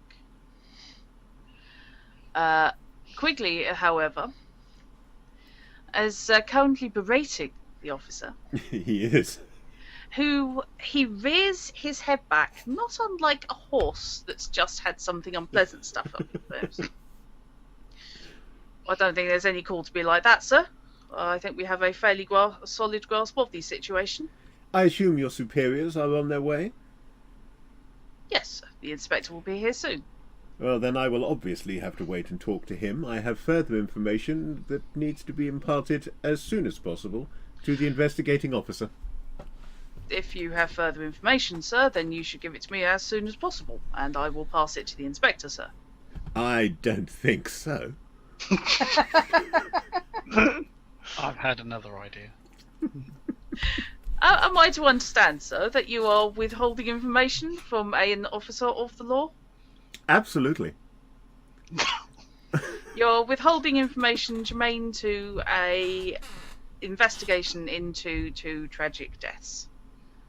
No, I am withholding information germane to an investigation into the possible kidnapping of an important visitor to this country and a potential embarrassment to the Crown, which would be caused if this situation is not resolved correctly. A resolution I do not feel confident in your ability to achieve.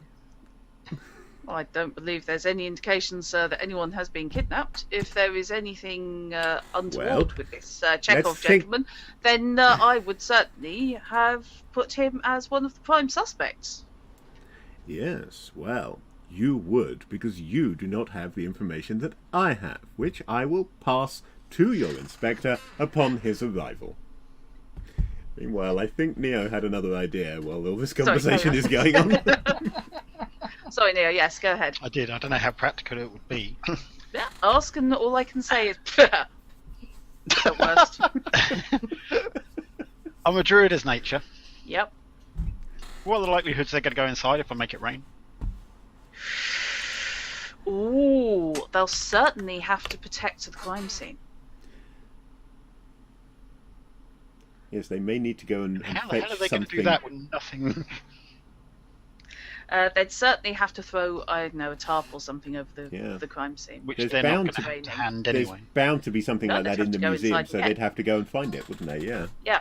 How easy is it going to be for me to make it rain? Really hard. This is I an may interesting need some question. backup here from the other person with the rulebook.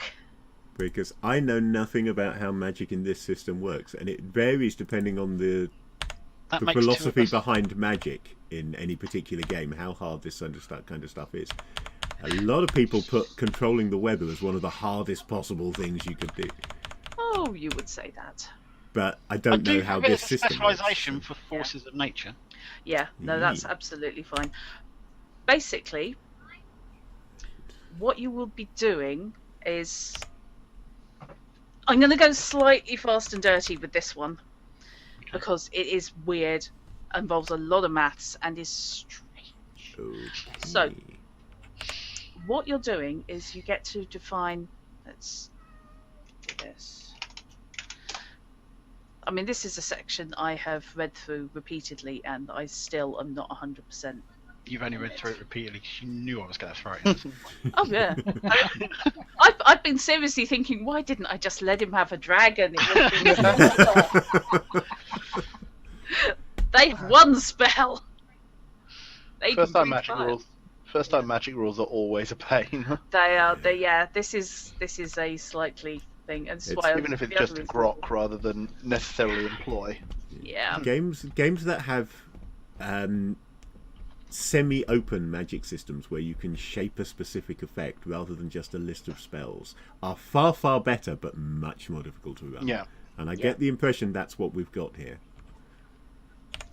No, Meki, the dragon could not simply have eaten the police officers. That's just rude. That depends on whether the dragon also had diplomatic immunity. When you say the dragon couldn't have eaten the policeman, are we talking practically, technically, or legally? Because there's a I difference think between practically, because they're human-sized, these dragons, aren't they? Yeah, they are only about 6-7 foot high. So not all in one sitting, I wouldn't have thought. No, but a head bite would have been good enough. Oh God! He ain't going to see anything after that, is he?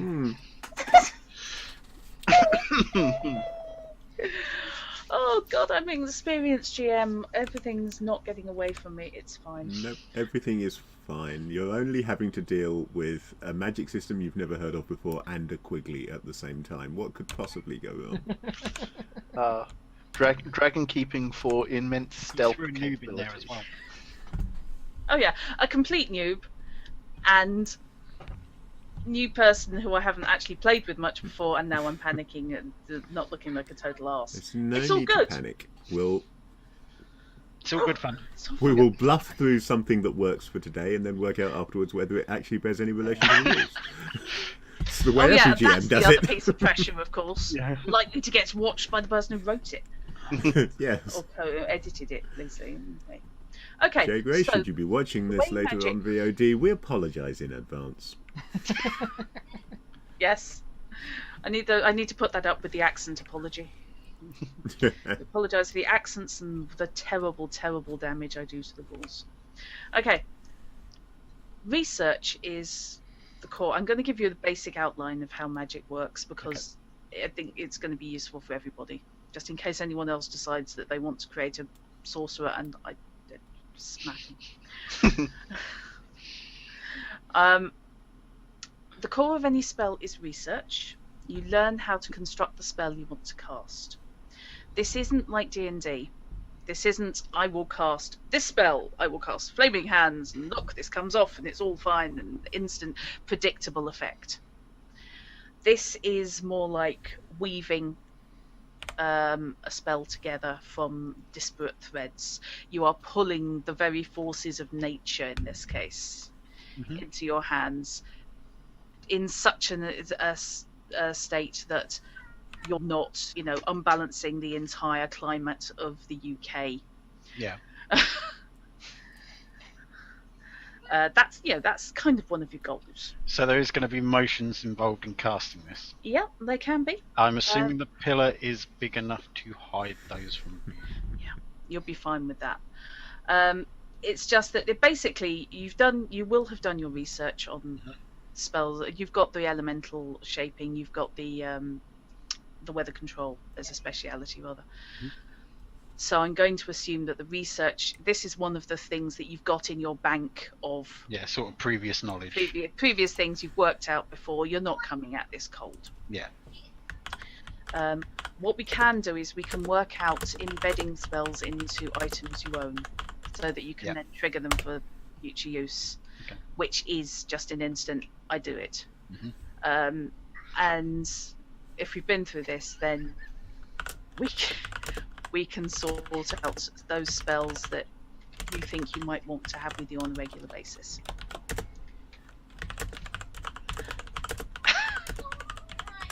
It's not helping.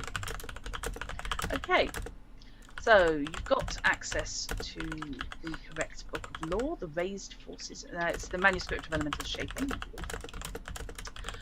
So, inside the lore of each book are the basic spells of that lore, which are the building blocks of your final spell. Each of these spells has a thalmic energy requirement, which is an amount of magical energy which must be gathered together before the spell can be cast. So, what you're going to be doing... Is this where that second deck comes in hand? This is where the second deck comes in. Indeed. And I will tell you how it works in a minute.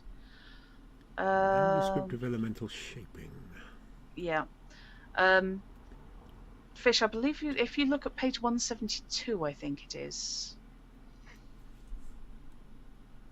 Really? Because I'm on page 203 at the moment. Yeah? Oh, okay, 172. That's where the thalmic energy requirements are. Yeah. I'm looking at which spells are actually in there. Investing the element, elemental temperature, shaping the element, and elemental barrier would presumably be the spells. That's the things that are that have a thalmic energy requirement listed for that book. The other book is one about the weather, if I recall correctly. I've got Forces of Nature written down. Forces of Nature, that's it. Ah yes, Burton's on the raised forces of nature. That's the next one. Raise the storm. That sounds like the one, doesn't it? I think we can stop reading there. Yeah. Allows the shaman to cause mighty storms or hurl rain and lightning at a foe. Rain, that's the one. Sounds like a perfect thing to do right now in order to not be suspected of having killed 2 people with lightning. I didn't mention lightning. I only said making it rain, not. Yep. I'm sure you're allowed to just rain. Yes, and if nothing else, it's going to be a far lesser spell. I'm sure anyone investigating will easily identify the difference between someone that can throw lightning and someone that can throw rain. Yes. So, raise the storm requires 6 thalmic energy, whatever the measure of thalmic energy is. Okay. So I am looking. Sorry, you've got the actual details of the spell there. I've got the rules on actually how to cast spells in front of me. Raise the storm allows the shaman to cause mighty storms or to hurl rain or lightning at a foe. That's pretty much all it says.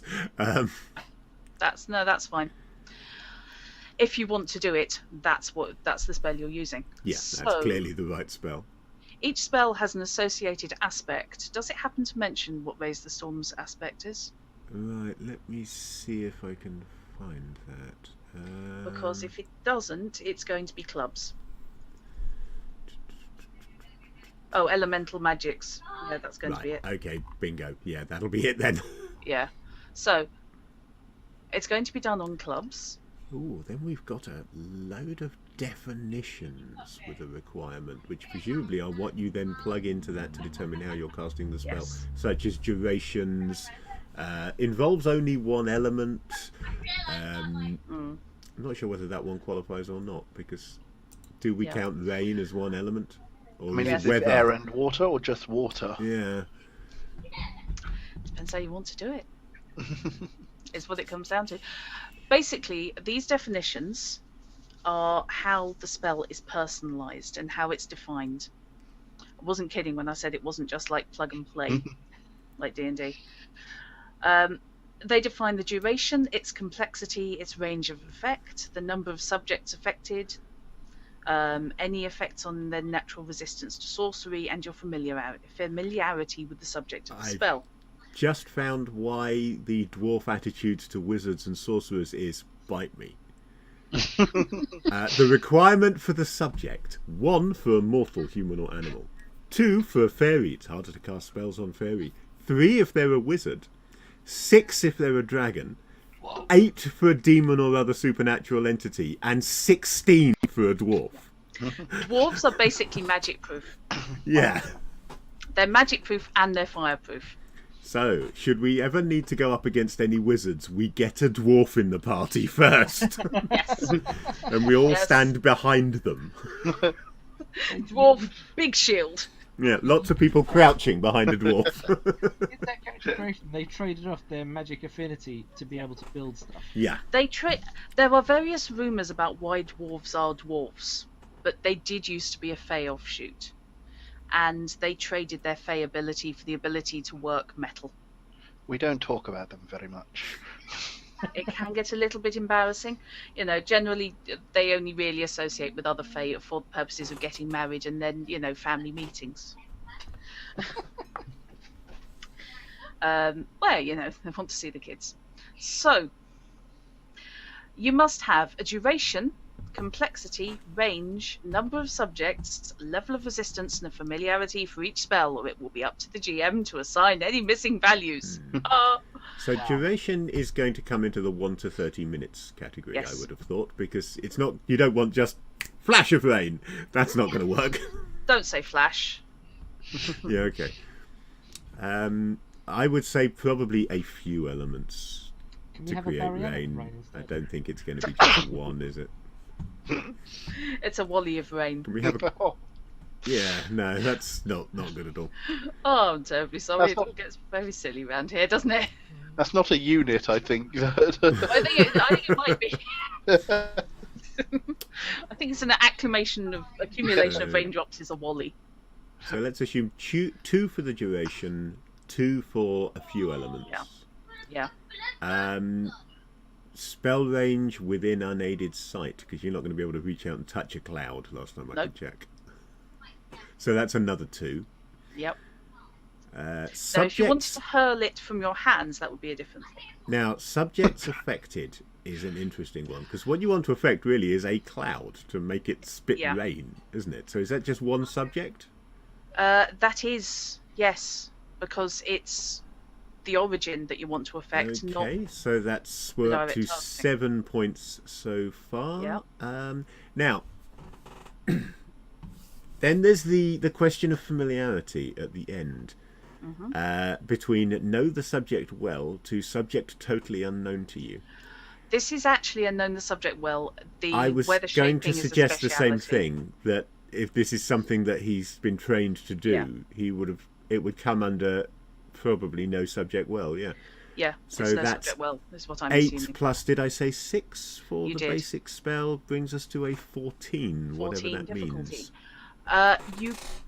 I did ask, actually, how many points he gets, and it's going to be, you get 1 card for every 2 minutes you spend gathering the power from the sorcery deck.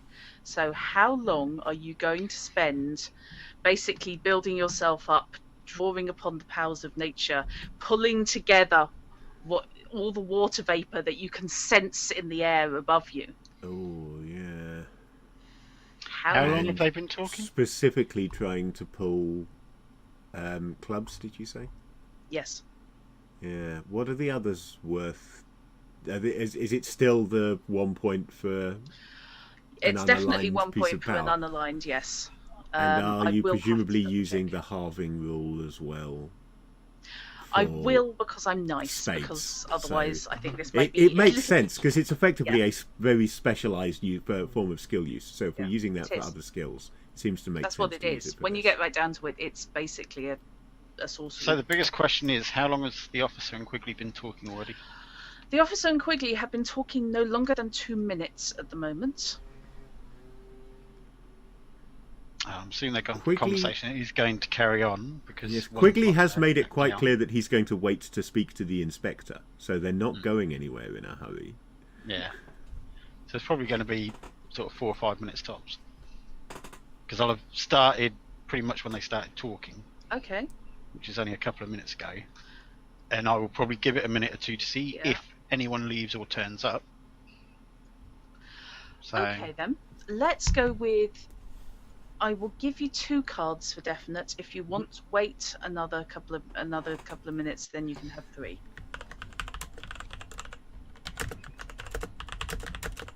Yeah, we'll wait a couple of minutes. Okay. Pardon? Uh-huh. I'm sure what was heard was, "Oh, wait." Yes. You too, huh? Yes. I don't know what she said because my ears are covered, but I did hear her say something. Yeah. Well, no, not you. You don't get any. You do. Just on the halving rule, is it round up or round down? It is round down. Sure. So if you've got a 3 of the same colour, it's as good as throwing in any card of another colour. Yeah. Yeah. You also have, this is why the hard limit rule is also in play, so that you limit the number of cards that you can play at any given time. Otherwise you could just say, oh sod it, I've only got 1 card that's appropriate, I'm chucking the whole lot in. Does that See what it works out does to. that hard limit apply on drawing power? Is there a hard limit on how much power you can draw? Because otherwise you could presumably just say right, okay, I'll take an hour and cast the spell if it's something that isn't a combat spell. No, the hard limit doesn't appear to apply to sorcery, because sorcery is very much its own thing. There's got to be some limit, because otherwise that's hugely broken. But this is why. But we'll worry about that when we come to it. There are faster ways to draw power. Unraveling is a way of drawing power. If there's faster ways to draw power, then that really is potentially broken, isn't it? Because if you can draw loads and loads of cards, you're guaranteed to succeed eventually. Yeah, one of the things you can unravel is people. Yee, there's fun. Some hermetic mages can unravel elements of their own body in order to generate extra power. Better yet, elements of somebody else's body, because why cast 2 combat spells when you can kill 1 person in order to kill another one? This is why the Templars really have an anti and were crusading against the Aztecs, because the Aztecs all used unraveling. That's what the sacrifices were. I was actually going to say this is a bit like blood magic, where you kill off person A in order to kill off person B. Yeah. They were generating huge, great area affecting spells by virtue of these sacrifices on top of their temples, which were their hermetic mages basically dismantling people down to an atomic level. How pleasant. So, yep. Let's just quickly check before we there we go. continue. What is your sorcery? Because that, of course, contributes for all the cards. Good. To the amount of thermic energy. So that's what, 6? Yep. So he needs another 8 from the cards, which is not that difficult actually. Yep. Does his specialism help here? Yes, because it counts as being a level higher, because it is his speciality. So does that mean that it's worth 8, and he gets? Yes. He needs another 6 from the cards, needs another which 6, is getting easier all the time. So do the 2 not stack then? The sorcery and the specialisation? No, it's the specialisation is. Would I be right? The specialisation counts as being a rank higher than your sorcery. Okay. So no, unfortunately, you don't get to add up. So you want cards from me, don't you? I do. You need 6 points on the cards. This is specifically this is specifically using the sorcery deck cards, isn't it? Not his normal cards. And spades are half, did you say? They are, yes. Spades are halves. Any reds are ones. Someone's suffering. Oh, He's hungry. I was thinking you, but yeah, fair play. That was a convenient draw, wasn't it? Well, if you're going to do a thing, do it properly. It's really the only thing I could do. I could do just the 6, or I could do that and make sure I do it. That king, I think, provides enough on its own, doesn't it? It does. Yeah. Does it? Yeah. Yeah. That's 12. Oh, yeah. Okay. So sort of, I but forgot that, but presumably you may as well throw all of your sorcery cards in because he's not using them for anything else, is he? He's drawn them specifically for this spell. I assume he doesn't get to keep that power and hurl it at somebody next round. No. So. No point using the last one. Okie dokie. So, yes, as you release the spell, feel the tension gathering in your hands as you weave them into the magic knots that form the structure of the spell, and then you release it upwards into the sky and watch a small but respectable cloud gather over the museum. And then you feel the first spots of rain start to fall, which intensifies into not a downpour, but definitely not something you'd want to be out in if you could avoid it. Okay? Good timing, actually. Let's recall those. And in fact, just recall all. So yeah, magic it's a bit funky. Nice. He's got the soundboard, he's not afraid to use it. Sorry. Absolutely. Okay, so yeah, you have started a not a rainstorm, you've started it raining. A rain? How did that work? The reign of Alexei. Thank you for that. All hail our new... Yeah. Yes, it's the reign of Queen Alexei, apparently. So the next question is, what are the officer and Quigley now doing? Okay, Randolph, it started raining. Well, Randolph is most certainly instructing the policeman immediately to cover the bodies. Cover the crime scene. What are you doing, man? We can't allow any valuable information to be washed away, and he's then stepping undercover. Just under the colonnade. The officer undoes like the top 2 buttons on his regulation greatcoat, looks down, and realises that is not going to cover 2 bodies 4 feet apart, and heads inside with a degree of alacrity past the rest of them. So, did he stop removing said? Yeah, he basically undid the top 2 buttons, looked down, realised it was not going to do it, and it has now headed off. Because if he had bothered, Randolph would have provided his own jacket to cover the other body. But since that would still only cover one of the 2, he's not going to. Yeah. It's just an expensive jacket. Seeing the policeman walk past, I then step back towards Quigley. Yeah. Mm-hmm. Lord Quigley, are you done playing with the policeman? Well, I need to talk to the inspector when he turns up. Apparently, according to my unconfirmed report, a large gentleman in what were described as robes like a judge and carrying a large stick left here. So that would be our errant sorcerer. Right. However, he left on his own, so Chekov was not with him. What happened to Mr. Chekov is another matter. Chekov, I believe, took advantage of a Fey associate of some kind. There was an illusion on the colonnade next to the thing, and I suspect he may have escaped through the Eastern Gallery. If you wish to wait, then... At that point, if they're looking towards that way, I will have already started moving towards it. So you're coming back in, are you? No, towards the door that was open behind Okay. Mask. If you wish to stay, feel free to do so. However, well, I do Master feel Burke... I should talk to the police. Okay, Master Burke and I will go and investigate. We'll take a wander to the Eastern Gallery and see if we can ascertain anything further there. I still have my suspicions that Chekov may have been in on this. I am starting to believe that might be the case, that he had some other kind of associate. Yes, the two possibilities here are he was attacked by this sorceress chap and fled with the aid of one of your Fey brethren.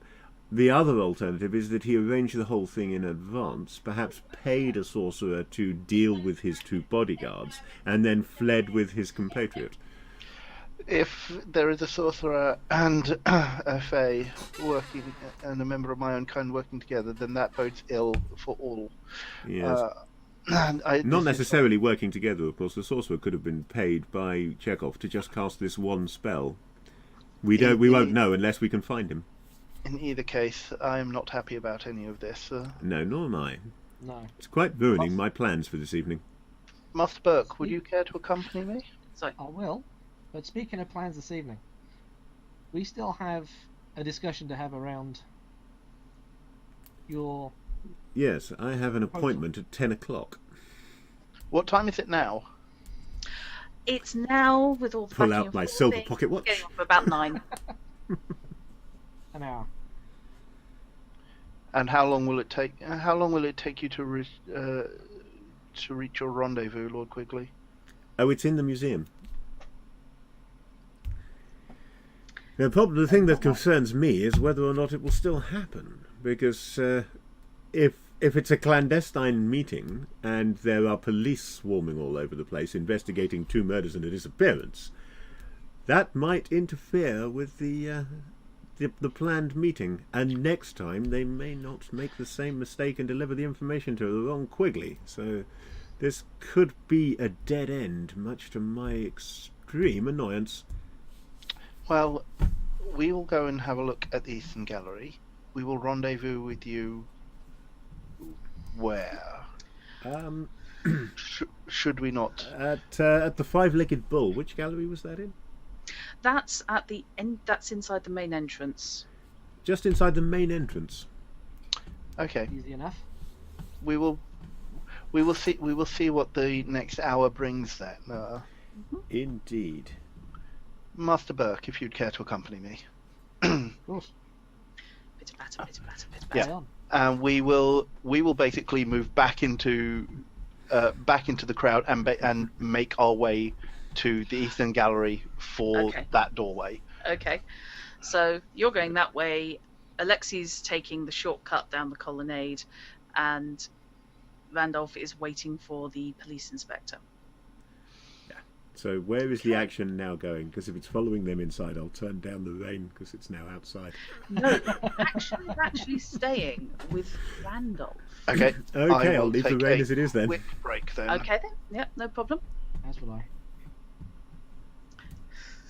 Suddenly half my players vanish. Like the wolves of winter. They've cast an obscuring I am mist. going to be here, but I'm going to turn mine off for 5 minutes. Okay, no problem. Okay. Baby juggling. No, cigarette break. Oh, fair enough then. Okay. So, Fishy. Randolph is waiting now. The inspector comes back several minutes later. Well, the police, it's not inspector yet, sorry, the constable comes back several minutes later, carrying a large wodge of tarpaulin and another couple of the rope supports, and basically sets up a small tent effect over the bodies. Well, despite it being beneath my status, I will assist him in this. Okay. Because, and for that, I will take my jacket off. What I will do is I'll take my jacket off. I will basically hang it over the top of my cane and lean that up against the pillar. So that's in the dry, and then I will go out and assist, and then I can put a dry jacket back on afterwards. Okay, yeah, we can do that. That's not a problem. So it won't take you long. After that has done, however, you are approached by an extremely well-dressed, attractive older lady with a cigarette holder who praises you. So this would be sort of as I'm putting my jacket back on and adjusting my attire. Older, not old, by the way. No later than early 40s. I don't believe we've had the pleasure, sir. Sir Randolph Quigley, at your service. Adelaide Harrison. Might I ask what exactly is going on? Well, that's a little bit of a sticky subject, I'm afraid. Police business.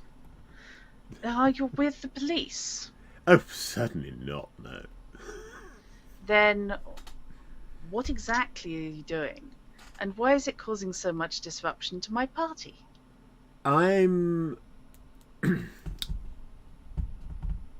How best to put it? Briefly, sir. I am seeing to the interests of the Crown in this matter.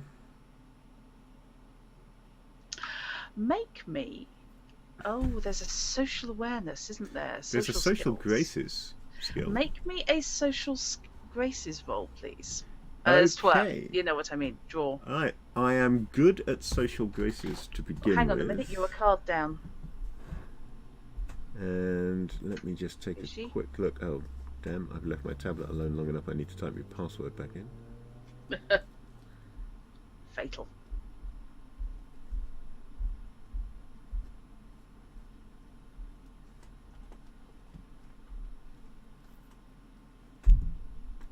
Hopefully this is the one I left on the right page.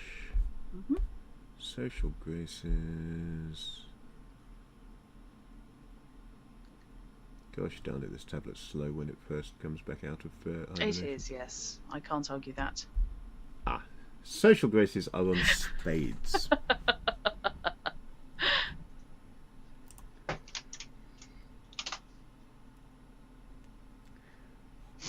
Let's see what I've got. Oh. Yeah. Okay, I've got the hand from heck. Yeah. Aces are high, aren't they? They are. Right. I am terribly gracefully social. Because I'm adding an ace to my good. Whoa. Okay. Yeah.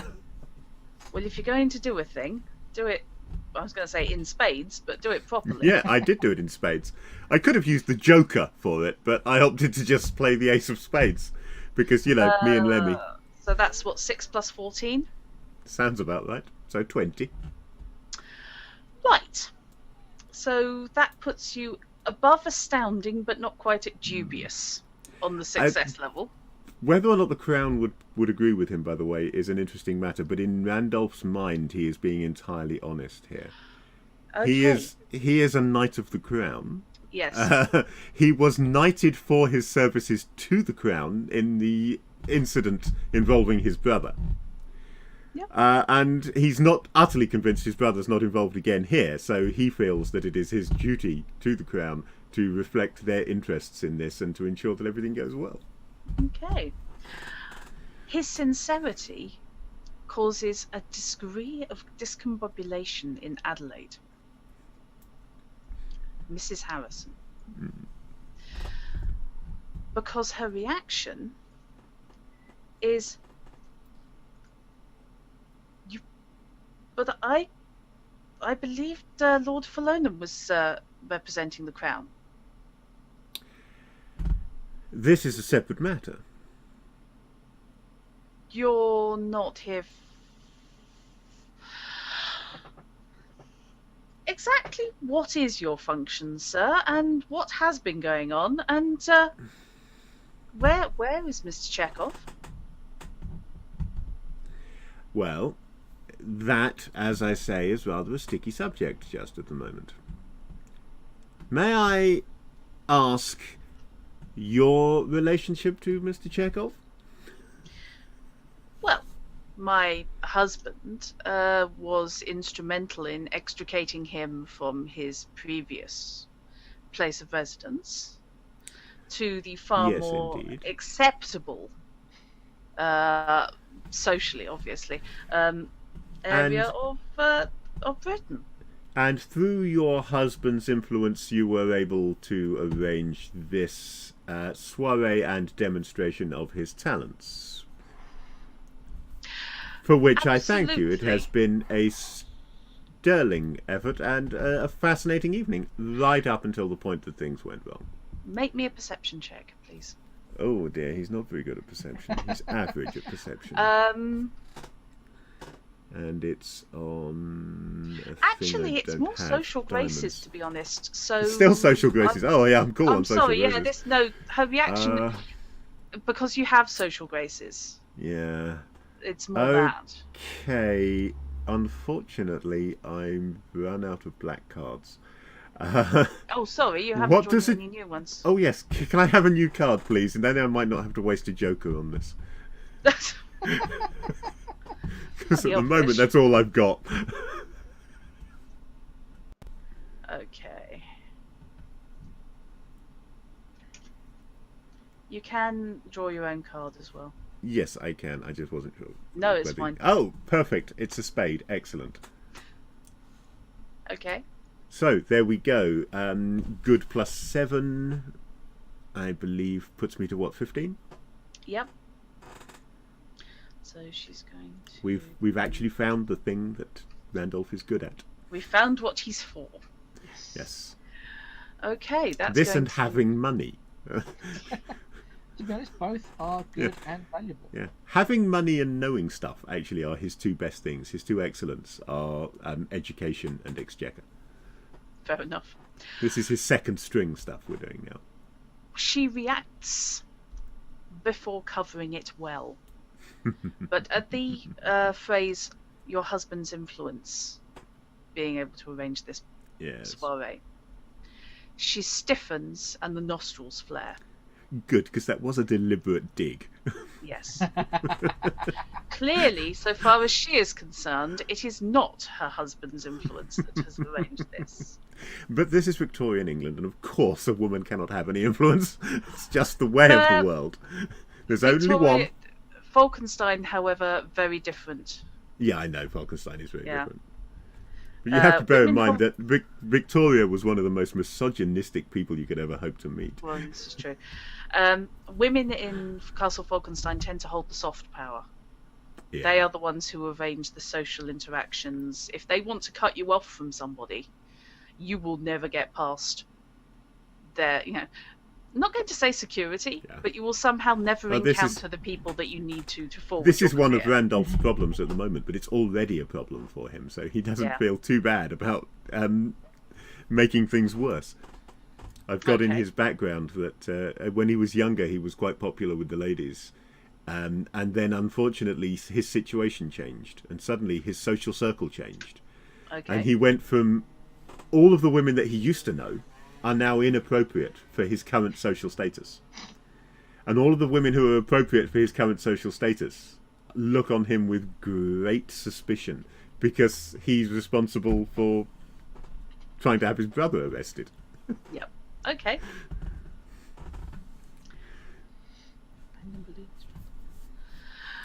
Okay. So yes, that dig hit home. Unfortunately, the security precautions do not appear to have been quite up to snuff. There was that incident earlier on, which you may be aware of, with young Alistair. That, I'm certain, was mere high spirits. What do you mean by security? What exactly is going on out there? Well, right at the moment, what's going on is that I'm holding the fort until an inspector of the police turns up, at which point I will hand over to Scotland Yard and allow them to do their job, and I'm sure the inspector will inform you everything you need to know. I'm afraid that's really not good enough, sir. She leans past you. I will lean into her way. I'm unclear as to quite what you think your authority here is, madam. Well, my authority here is that Mr. Chekov is a close personal friend of great value to myself and to the Crown. Yes. And he is now missing, and you appear to be interfering with... Well, if you would like to fetch his lordship, I will inform him, obviously, of everything that is occurring, since, as you have said, he was representing the Crown in the arrangement of Mr. Chekov's affairs here in London.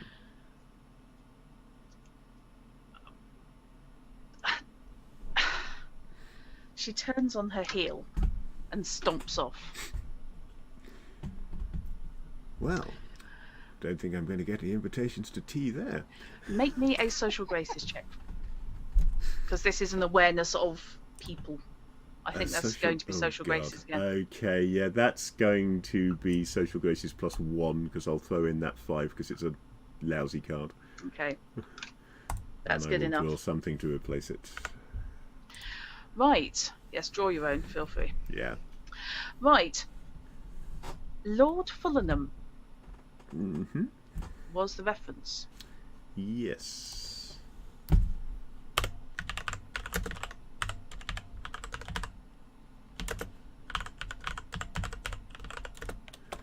And what do I know of Lord Fullenham? What you know of Lord Fullenham is that he is very much considered a conservative by the standards of the upcoming Steam Lords faction, and that he is reputedly on the staff of Prince Bertie. So that puts him into a camp that I can empathise and indeed approve of. Bertie, of course, being loyal to the Crown as opposed to the government of the day. And my loyalties, besides to my mother, lie to the Crown and the new compact, which Bertie is involved with, as I recall. So Bertie is indeed one of the founders of the new compact. Yeah, that's very much going in the right direction from Randolph's point of view. So it is. He's quite happy to tell Lord Fullenham what has occurred. What you haven't done is you haven't seen him here. No. Question. Go for it. Are Prince Bertie and the new compact working against the interests of the Steam Lords, or in concert? The Steam Lords are allied with Prussia, with Bismarck, and are attempting to establish a coup by default, since the Queen is now largely withdrawn. They are attempting to establish themselves as the ruling power in Britain. So obviously Prince Bertie isn't exactly on board with that. Bertie is very much loyal to his mother. Oh. But if Lord Fullenham is on his staff and in with the Steam Lords, that sounds... It's yeah. Conflict of Those interest? two things don't obviously go together, do they? No, I said he was referred to as a conservative, as in member of the old guard. Oh, not right. one of the Steam Lords. No. Yeah. Okay. Yeah. So he is... Okay, it's my mistake. I wasn't clear enough. Yeah. Sorry. Much though I, as a player, like the idea of the Steam Lords and the funky stuff that they're making. Yeah. As a character, I am rather more of a conservative. Yeah. And very much opposed to their idea of removing poor Vicky. Basically, the Steam Lords, you're looking at, these are the people now behind the East India Company, the really exploitative end of the imperialists. It's the bastards, yes, for want of a better term. Yes. I was going to go with don't think there is a better term, is there? Yeah. These are the ones who are now sort of tromping all over various lands, going, we'll have that, and that, and that mountain's ours as well. Yes. We have flags. Yes, we have flags. Please stop throwing lightning bolts at us.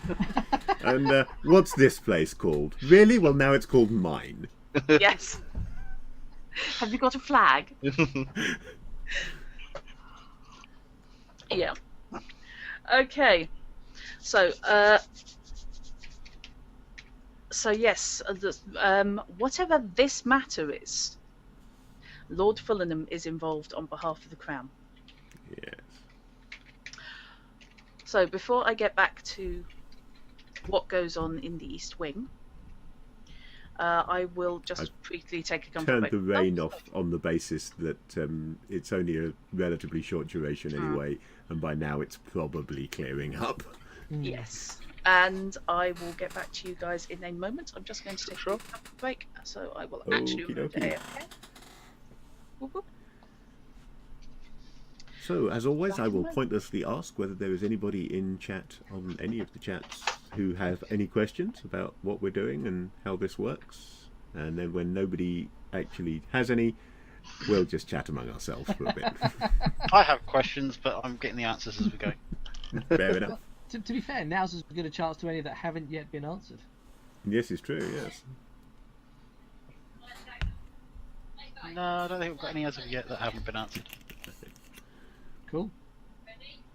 So in that case, we may as well spend the time trying to figure out between us what on earth is actually going on here. Yeah. When Matey left the building, he just had his 2 guards with him. Yeah. So if there was a Fae that helped him escape, that Fae was already waiting outside. Yeah. But I'm assuming that if he was inside and covered by a glamour, that Luakane would have had some chance at least of detecting it. So it's logical to assume that they were, whoever they were outside. Yeah, that's my assumption too. Which means to me, either the whole thing was a setup, right down to the lightning bolts. So he hired 2 people, one to kill the guards, one to spirit him away. Yeah. For whatever reason that might be, but I can't see why he would need to do that. So one thing makes me think more. The alternative is that we've got a Fae Michael Biehn here, who followed the wizard in under a glamour, waited for the lightning to strike, then spirited away Chekov with a "come with me if you want to live." Yep. Leaving the wizardly Terminator to follow them down away if they knew where they were going. I mean, there's always there's always chance that it was the setup, because there is a. My sneaking suspicion is that it's an unseelie Fae that's involved here, and that it might be somebody from Prussia that the Mark has sent to recover Chekov. That could well be what's going on here. That we haven't actually done. We didn't actually confirm the dead bodies were the people that were with him. It's a good point. 2 bodies that look about right in the right suits. We don't know for certain it's them. They only had a few seconds. But if they were taken with Chekov and the others were already waiting outside, or the scapegoats were already waiting there. So if everyone was spirited away and they just dropped 2 dead bodies with a sound effect. Yeah, I mean the whole possibly. Or if Chekov spirited himself away with his bodyguards with him, and left behind 2 not random corpses, but fake, decoys to make us think that he'd been kidnapped. That ties into the idea that Chekov is behind it. If Chekov is involved in some way, that is a possibility. It could have gone either way, though. It just depends on how well he trusted his guards. If they were provided by Harrison, but the other problem is, he might have wanted rid of them. Confirm the identity of 2 charred bodies. Yeah, it's not easy, especially not. Because I'm assuming any ID that would have been 1800s, 19th century, charred as well. Yeah. Yeah. I mean, the suits were intact, so possibly not. But they had the effect of the lightning. But what sort of ID would they have had? I mean, they were private security. They were just a couple of. I mean, the question, really. The only way that we have is is facial recognition, and if their faces are too badly burnt, then lightning struck to the head may well have done that. Yeah.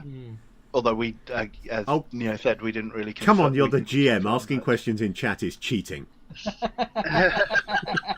I was hoping nobody had noticed me sneak back into the room.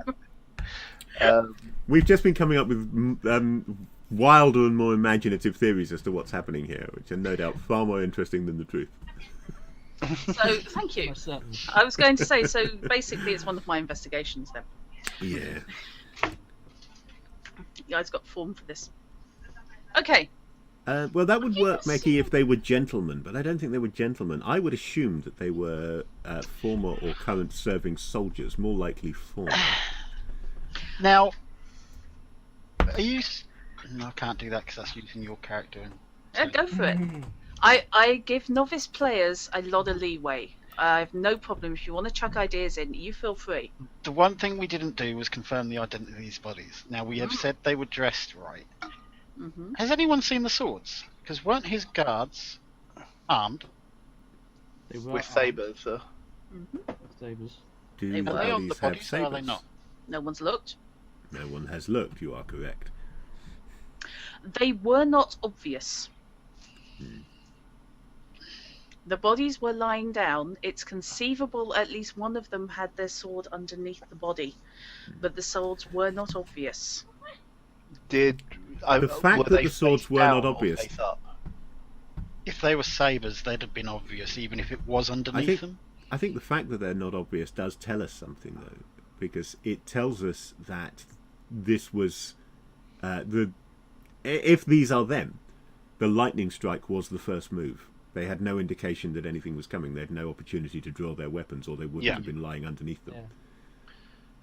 Were the bodies face up or face down?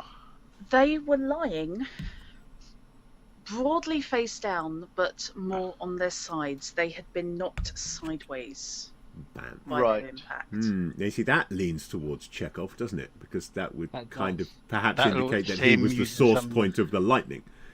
The one on the left, who is therefore lying, although on his front, broadly on his the left-hand side of, so basically left shoulder. If he's still got his sword, you would not be able to see it because it would be on his left-hand side. The guy on the other side, however. The guy on his other side, who's largely lying on his right arm, if his sword was still there, yes, you would be able to see it. Is it still there? I just need to know now, but I promise Randolph will not act on it because he hasn't thought of this. It's not there, is it? No. I think you may have hit on something there, Neo. Yeah. Alex! I suddenly thought about when you started theory class. Like, Yeah. you know what? We haven't actually confirmed it's them. Yeah. They are both very much taller than Chekov. Yeah, but I think also none of us actually were paying that much attention to those them, guards to be Carter able might to have do done, a but the facially rest of us wouldn't. recognise them. No, the guards, Yeah. they're big guys in black suits. Yeah. But there is this theory now that possibly these are not the guards and that the guards went with Chekov because this is all his plan in the first place and he's just left something behind to make it look like he was kidnapped. Interesting. So, That's a yes then, Drut. Thank you. I know. I've known Drut long enough to know that was a maybe. That was an I'm not going to tell you. That. Yes, you may think This that. is a case of where the story changes halfway through the theory. Yeah, that's another thing I would not put past her to have 4 different versions written down. And whichever one we guess, it's one of the others. I have been known to change mid-sentence. Literally based on something a player says. Such as when someone says, oh, it's not one of those plots where there's something nasty lurking in the attic. You know, some hidden ugly stepchild in the attic. The problem with that, Mickey, is the clothes were all charred as well. They had the lightning strike inflicted upon them. So if it was written on their clothes, we wouldn't be able to read it. I mean, they're a cut above the ordinary soldier. The ordinary soldier at this point, while part of a professional army for the most part now, is still very much the common man. Officers are a very different breed, of course. But these guys, because of the responsible position that they are in here as bodyguards, are either something exceptional to begin with, or possibly even low-ranking officers. They could well be gentlemen. They were carrying sabres, after all, which is a cavalry weapon. Yeah. Neo, You said that we also that the lightning marks didn't actually affect the ground. So that potentially led into more credence to the fact that the bodies may have been killed elsewhere and just dumped here. They could have been zapped somewhere else and dumped here. And therefore all you need is a sound effect rather than an actual spell. Yes, a simple illusion spell which would not create draw a lot of power and not attract a lot of attention from sorcerers. But would allow the clouds to be shown the way they were. But then again, there was, cloud interference. So either, which then that could still be an illusion. Yeah. Yeah. Alternatively, the clouds could be real and you summon your clouds. You let off a couple of thunderclaps. You don't target lightning anywhere. You don't need to target. No lightning one actually anywhere. saw a flash. Much easier just to go bam bam. We only heard. We didn't actually see a flash. I only heard. And the ground. And I was being too cautious and canny when talking to my newswaifs. I wanted to know whether they'd seen the lightning, but I didn't want to suggest anything to them because I thought if I say what I'm looking for, they're going to say they saw it and take the money. Yeah. So I was trying to lead them, hence mentioning the inclement weather on the second one, but the response I got was vague enough that I don't know whether she saw lightning, only that she saw clouds. Yeah, funny that. Yeah, out-clevered myself there. Well done, Fishy.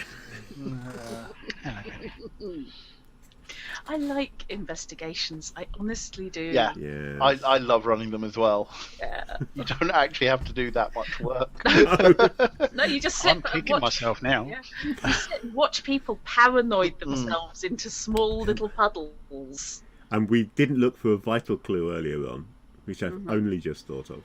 Yeah. Because I've now connected Chekov being short with the lack of scarring on the ground. Because the other place we might find charring is just above head height on whatever is to either side of where the two guards would have been standing. If the blasts came out from Chekov, threw them into the wall rather than down to the ground. But we didn't look. Nope. You didn't. You don't know if there's such a clue there. You don't know if such a clue exists. I don't know if such a clue would survive the rainstorm that has conveniently hit recently. I was wondering when someone was going to bring that up. Yep, there's Neo doing that whole, oh god. Ideas seemed good at the time. I may have just washed a crime scene away from clues that were You may, then again, you may not. Then again, you may be wild speculation. Remembering early CSI, where they turned up at what, if I remember rightly, was a murder staged as a carjacking. And pre-title sequence, turn up, start investigating, skies open, panic, cue opening titles. Yes. Yep. Not a million miles. Yeah, it's really got that on DVD somewhere. Yeah, I have. Yeah. Okay. So, in the East Wing. Who's in first?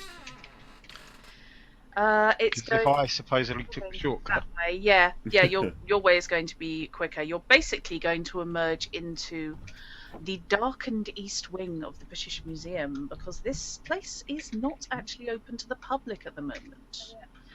Bear this in mind. Oh, I should have been up you down. You right? Yeah. What's she spilled? No, I haven't. It's a piece of plastic just drifted onto the top of my foot. Oh no!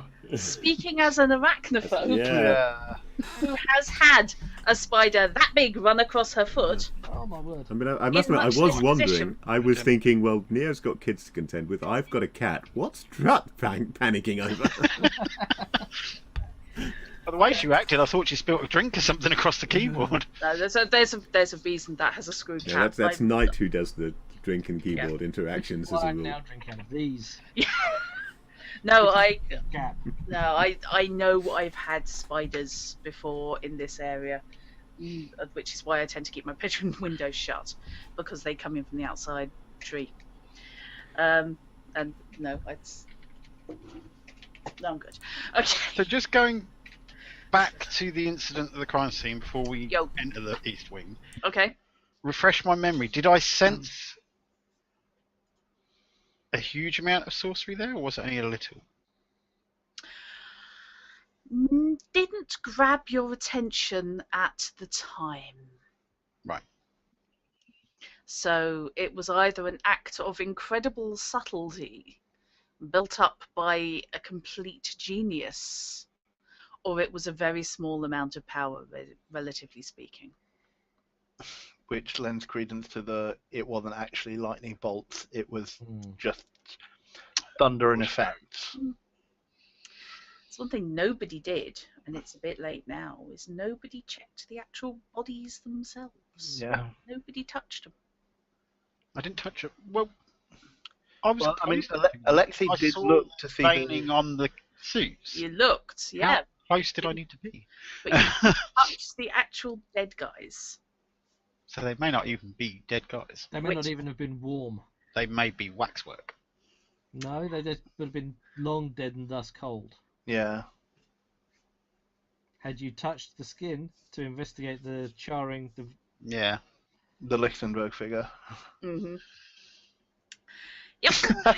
Yes, Meki. We'll learn to do that in future. Adds into it all being a show. Yep. See, this is where, whilst it's an investigation, we haven't gone CSI on it. Yeah. No, this is not CSI Gallaswine. I think it's also a case of like we're all Fishy and I are ostensibly noble level, so we wouldn't really be touching dead bodies. Yeah, but I'm not. I'm just a bad thug. Dead bodies. I've seen several of them. Yeah. Yes, we'll gloss over how many you've caused. Yes, I had to leave Australia in a hurry, don't you know? Bushranger. Already an outlaw when I was in Australia. Fair enough. Whee! Okay, what's going on there then? Bushranger, aka outlaw. Yep. Gentleman of the deserts, possibly, might be the way to go. Right. So, into the East Wing. So yes, you are entering the darkened East Wing. There is some moonlight coming in through the windows, but that's really it.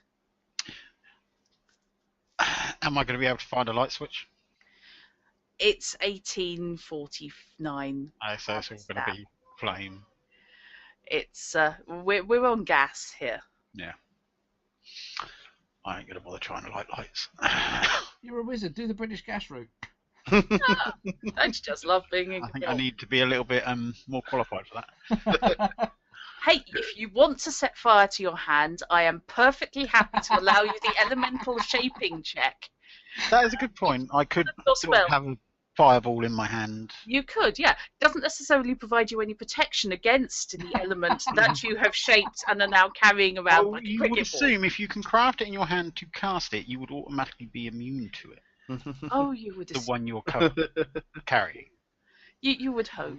Why would you cause yourself harm to harm somebody else? That's just dumb. Generally, you're not going to be carrying it with you. You're going to be summoning it and directing it on its way. Yeah. You know what they say about assume, don't you? I'm not setting the museum alight. That's not happening. I'm not going to be the one that does that. Yes, the building was on fire and it wasn't my fault. Yeah. Especially as they're on gas power. That is not happening. It'll be fine. No problem. So yes, you are in a darkened museum. And I'm just about to check what the East Wing holds. Right.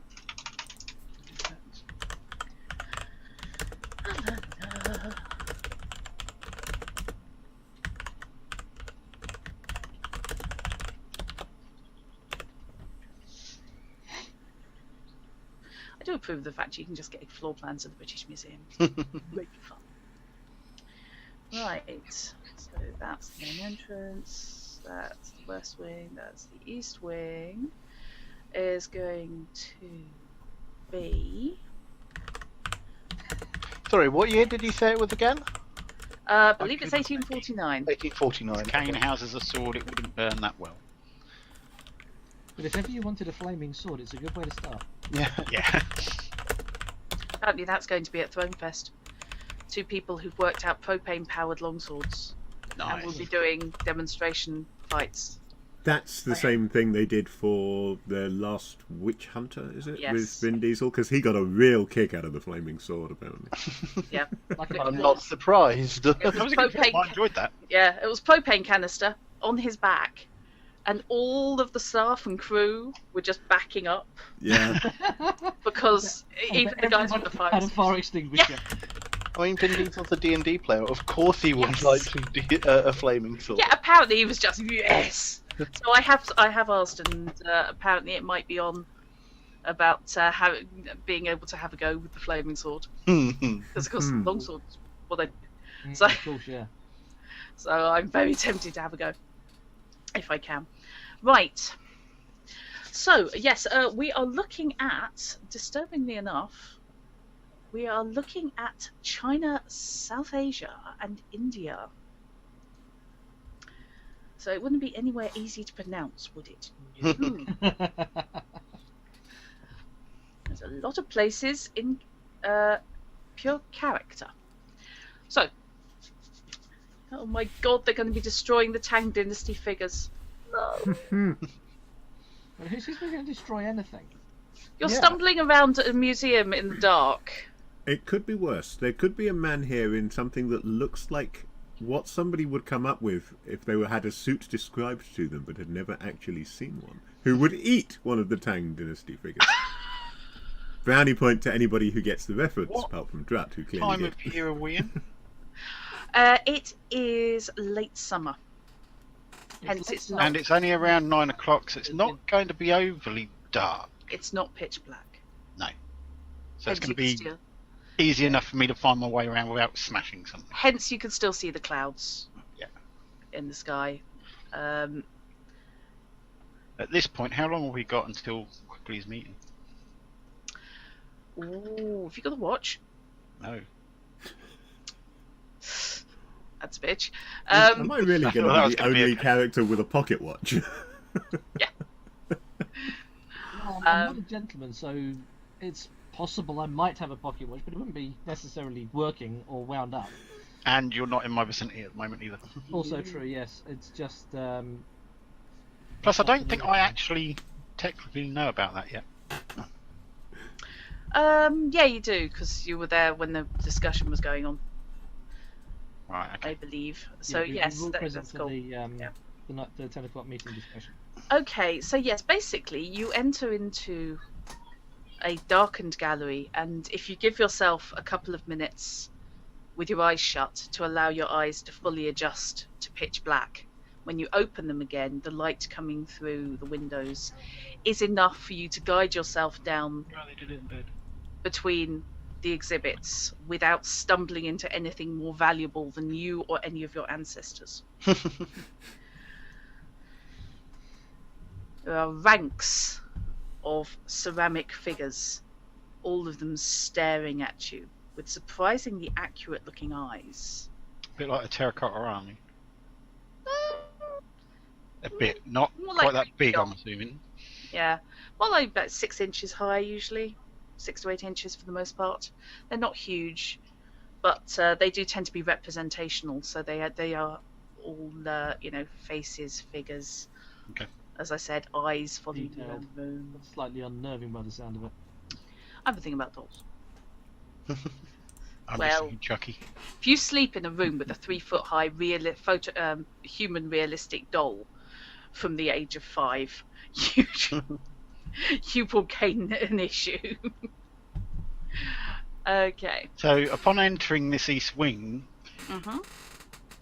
do I sense anything magical? Is going to be the first thing that this brings to mind. Ooh. I could ooh. To be honest, no. Okay. So I don't sense anything out of the ordinary at first entry. No.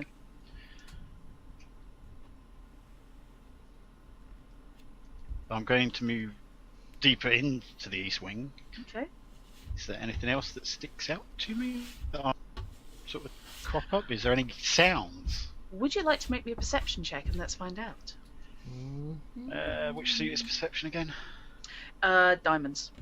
Diamonds. I don't really want to. The answer is no. No, I don't. Because I've got no diamonds whatsoever. What you gonna do? Chuck everything in and hope? Except that you can't, because I don't think you've got a high enough stat. I haven't. No. I don't think. What's your level? Average? Yeah, I think it's just average because I haven't got it on my list. Yep, then it will be. Which means... No, that's not the right one. That's the right one. Come here. That one. How about... I'm assuming I'm alone in this wing. At this present second, yes, you appear to be. I'm going to say rather loudly, hello, is anyone home? Oh boy. Just to see if I get a response or a sound of possibly someone moving or anything like that. Hello, is there anyone? Sorry. Is it me you're looking for? There's Chekov stepping out from behind a pillar. Oh, damn it. Steps off the top of something high. Yeah. I'm assuming my voice, if this hall is empty as far as I'm aware, is going to echo slightly. There is a considerable echo. Yes. So, with that, I am listening very intently. Okay. So, yes. What was your perception? Average. Average. Were you putting any cards into it? These are all going to be ones.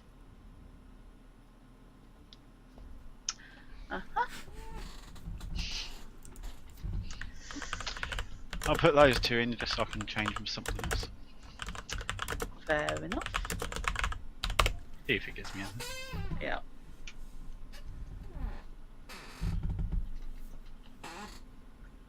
And we call what's on the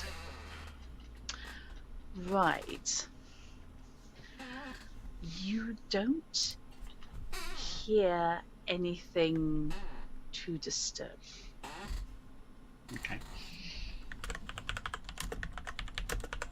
I assume when I move into this wing, I'm walking kind of down a central, a bit like the middle picture at the top with different artifacts. Yeah. Pretty much. It's ranks of the smaller gear, but it's not the glass cases that we now have, because of course everything's alarmed. So I'm just gonna, I guess, edge my way along, not kind of stealthily or anything, just nicely walking through, sort of looking around, seeing. Okay. But I'm not really going to see anything. Question. Yo. Do we know, or would we know, whether or not the British Museum had magical security? Good question. Interesting question. Question the diplomat might possibly know. So, what abilities do you have that might well be useful for the secret information? Let's have a look. The only thing I can think of... Well, I suspect either perception, if there's any way of knowing, like, if there are any physical outcroppings of it, or connections to... I'll take connections. Cool. That is spades, and well, that's better than my perception at any rate. So that is connections, which is spades. So what have I got? What's my target number? Let's give this. It's going. I know roughly how it's going to be. It's going to be a 10. It's going to be a 10. Okay, I do have a spade, but it's relatively high, so I have great connections. That gives me an 8, so I will throw in this 6 to give me half, and get me a 11. Doing just enough work. Yeah. How very like. I mean, it's still sorcery, so it's like I don't really like knowing about these things, but I might have heard something. No, it's less the magic end of things, and it's more the security end of things you're coming at from here. You have heard rumours, although you've not had a chance to directly confirm it, that certainly some of the larger and more valuable pieces in the museum are magically alarmed. There are rumours that they have had specific items applied to them, which, if they are disturbed or stolen... That's not likely to be anything in this wing if it's the larger items. Yeah, all you've heard about is the larger items. Yeah, so... okay. Not like there is a magical security system that has been installed at the museum. Cool. That's fine. You're perhaps not going to like me. Is this the party? So you can't see my... Is this the party or the GM? This is the GM. I worry when someone hides from the GM. I'd start to think... Well, I have a dirty stick on the go as well, but... Okay. Would there be... How long is it going to take Carter and Luricane to get... They are literally coming around to the entrance of the East Wing now. Which is going to pose an interesting problem, because there is a museum guard at the entrance to the East Wing. The end they're coming from? Yeah. But he can't see me. Oh, no, you're actually in the East Wing. Sorry, I just saw a notification pop up on my laptop. What would happen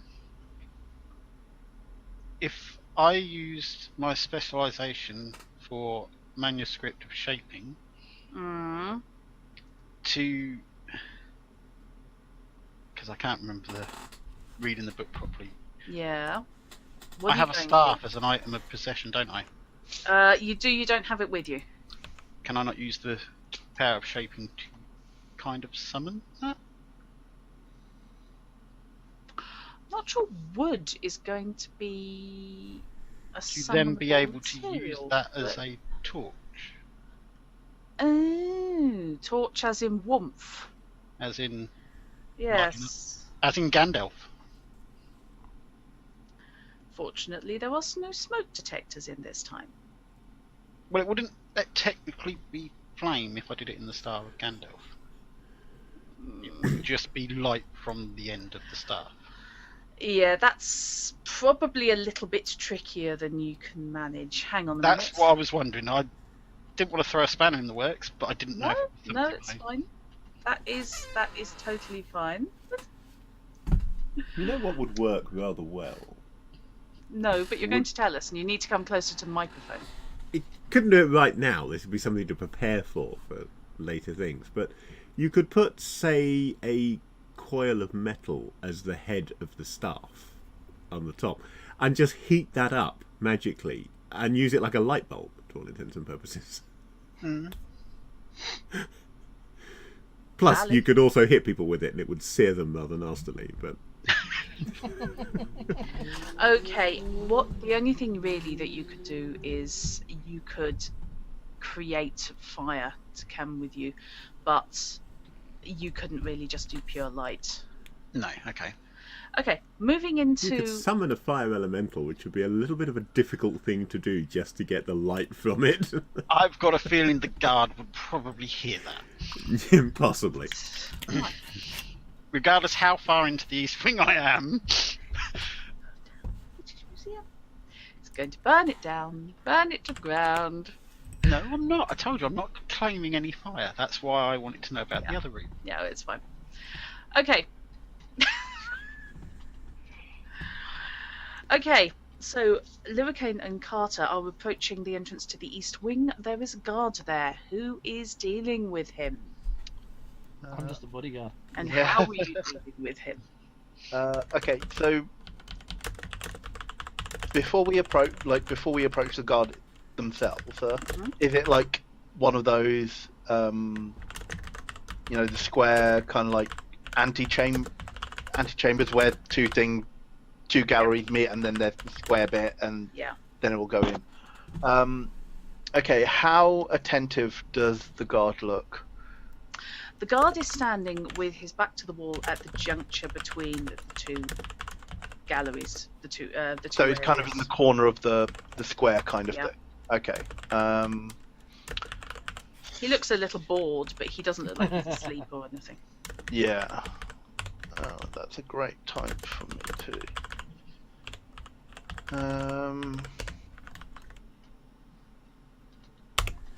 Okay. So... Am I able to interject on something I might be doing? Not at this moment. Okay, no worries. If you want to bung it in chat, though, that's cool, and I can have a quick look. Fairy can't lie, can they? They cannot tell an outright bald-faced lie. There is a lot of wiggle room. Yeah. They can mislead, they can obfuscate, they can leave out large elements of the truth. Being politician on Newsnight and you're Okay. I know you get it. I'm just kind of, this is for the audience at home. So, are you talking modern politician on Newsnight? Because if so, that's really just say whatever the hell you want because it's not going to matter. No, I'm thinking more sort of 1980s, where at least they have to pretend. When they had to at least pretend, got you. Right, okay. Let me just work through a couple of possibilities here. So, we want to be able to look around there. What would be the best way? I mean, the obvious suggestion is to try and suggest that he would be needed in... Well, the police have been summoned and there have been... Yeah, that's the thing.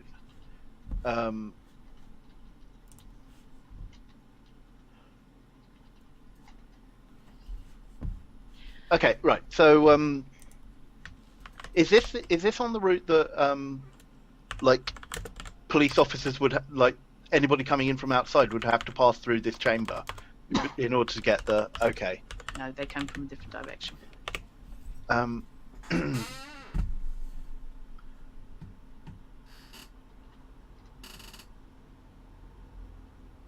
Okay, right. So I approach the guard then, and again, as I approach, I mean, how well lit is this area? It isn't particularly. There is a single gas light in the atrium area, but the rest of it does not have the lamps lit. So you have a pool of light there. You guess the guard possibly has probably access to even a lantern at this stage. Is the guard a steampunk device that provides illumination? Is the guard armed? Visibly armed? Visibly armed, yes. You can clearly see, dangling just below the jacket, a kosh about 8 inches long. Right. Giggity. Sorry, I couldn't resist that. Yeah, right. Actually, having found out how long the things are, I decided I was actually going to use a real one. Yeah. The entrance to the South Asia, to this wing, is it also roped off? No. Okay, so it's open access there. What are the other galleries around? Right, the other galleries around, she said, turning off Roll20, because for some reason it isn't just using that tab, but never mind. I am AFK for a second. Okay, no worries. Yeah, bit of a tip for anybody who is streaming games like this and wants to also look up things on the internet. Have 2 browsers installed, and then while one of them is being captured by OBS, you can search on the other one. I tend to have 2 windows, which is absolutely fine under normal Which also works, yeah. But I'm an idiot and closed my second window and really can't be asked to open it. Right. So what's round there is you've got you've got is that B? Yes. So you've got the jade round the corner. However, what you actually have first, she says, scrolling back and forth. Why can't you put these in numerical orders, you git weasels? Because that'd be too easy. I know. I see a letter being dashed off. Dear British Museum. Yes, your online resources are not properly structured for the benefit of games masters. Please amend this immediately. I know, it's absolutely, it's out of order. It's going to be 26. And yes. the question I kind of want is, so, like, we've come in through. I mean, going back to the square atrium thing, we've come in from one side. It's a display of Indian armour, by the way. Okay, so the east wing that we want to look at is at right angles to that. Yes. Are the other two sides both galleries, or is one like corridor off and it's one gallery? Appears to be marked up as anthropology. Okay. In one of the, what I want to do is actually before we come into the site, like we're approaching I'm expecting that there would be a guard there. Yeah. Before we get in sight of that guard, what I'm going to do is create a create the noise of either something moving or something breaking in one of the other galleries. Yes. Okay, if it's armor, it will be the sound of like armor being knocked or falling over. Yeah. Okay. Yeah, you can easily create the clang of metal. You're looking at, on mannequins here, you're looking at Indian armor with the round spiked shields. The round 4 spiked shields. Basically, I want to create a loud noise of as if something as if one of those suits of armor has fallen over or something has broken. Absolutely, you can do that. Yes. Cool. And I'm hoping that the guard will go to investigate. So, do you want a check for that? Or? I would like you to make me a glamour check. Sure. Okay. This is under my glamour is average, but this falls under my auditory. Exactly. Yeah. So this is hearts. What do I actually have? This is cards I don't have. Damn. You're on 3 cards. Have you played one? No. Yes, because I did that previous thing. And draw. I'll draw one. If you want to draw one for yourself. Okay, that's not helpful. Yes, you're making life extra hard for yourself there. What do I know the target number? Because at the moment I've got 6. Yeah, this being your speciality, it's actually not that difficult. It's going to be an 8. An 8. So this is good, which means I can throw in 2 cards. What have I got that works off spades? That.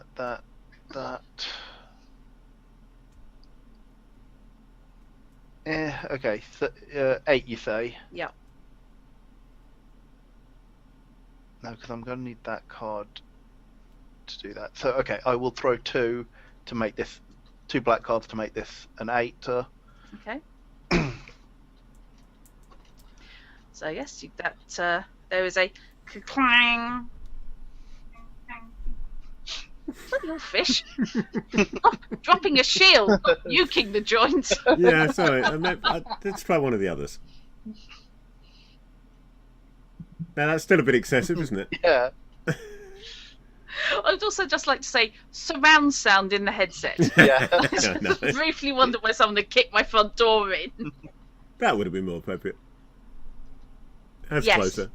That's closer, yes. I'll know next time. Yep, no problem. Just for me. Okay, yes, the guard. I have the toys. I have to play with them. The guard jerks his head around. Yeah. And pulls from the strap attached to his belt, his kosh, and sinks almost into a half crouch. Yeah. And stalks off into the gallery. Okay. As soon as he is out of sight, I beckon to Carter, and we head into the East Wing.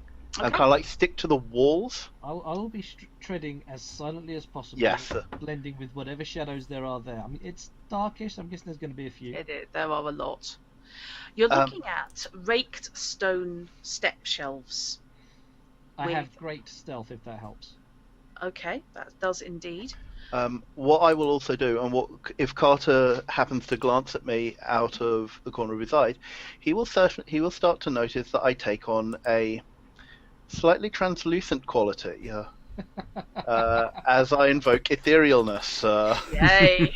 I was wondering if someone was going to do that. to soften my steps and to basically make me blend more in with the shadows. Yep. Also, if you walk into anything, you're less likely to knock it over. Exactly. You go through it. Yes. Which won't freak me out at all. Right, I try and avoid actually doing that unless I am trying to deliberately spook someone or... How can you tell if a fairy died in the pre-title sequence and is now a ghost? Just saying. Everyone's head now come off. Right. First check whether the fairy is played by Bruce Willis. Good point. Okay. Carter, can I have a stealth check, please? I thought you might be asking for that. Yes. Now, I have a dilemma. Do I assume that this copper or this guard is particularly observant and play my high spade? Or do I go with the fact that I've already got an 8 before I play any cards? You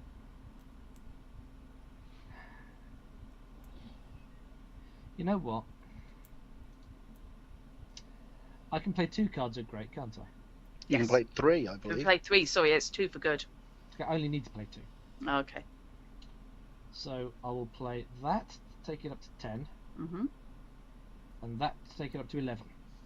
Okay. Because that burns 2 cards that aren't particularly great. And I shall hope that's sufficient. Okay, I think somebody's got an incoming message.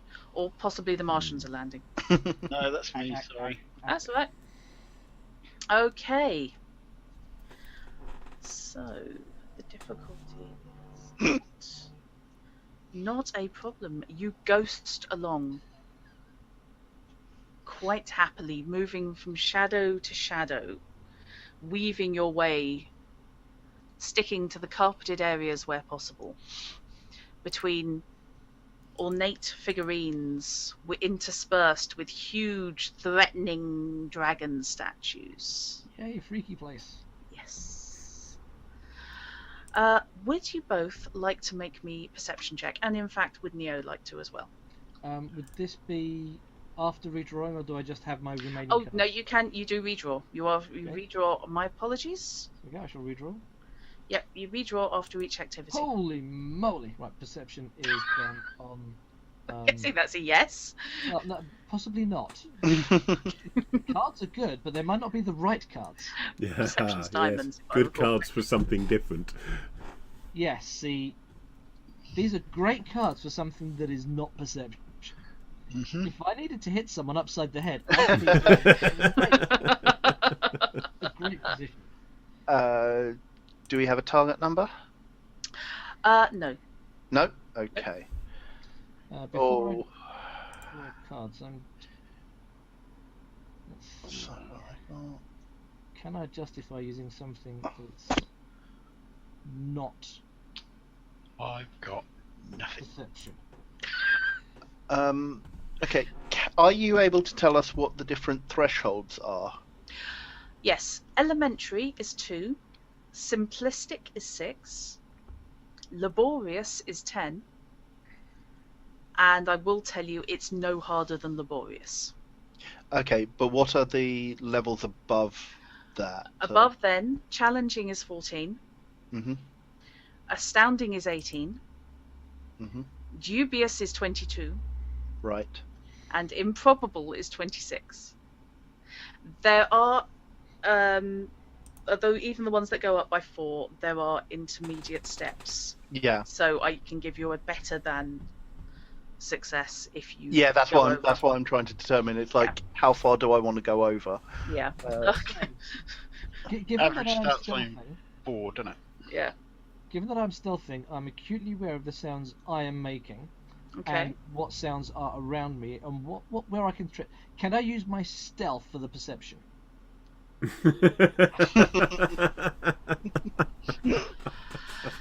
Actually, I have to say that's not a bad argument. And that's not just me wanting to be nice. That's actually not a bad argument at all. So yes, okay. Tell you what would be an interesting compromise. Not saying you should do it at this point. I'm just saying this would be an interesting compromise. Where the argument is convincing but not entirely convincing, you could use the original skill, but allow the number of cards to be played based on the other one, on the basis that that is influencing the first skill. I might have a look at that, but not at the moment this evening. But no, I wasn't saying do that now. I'm just suggesting it because if I don't mention it now, I will forget all about it and never say it again.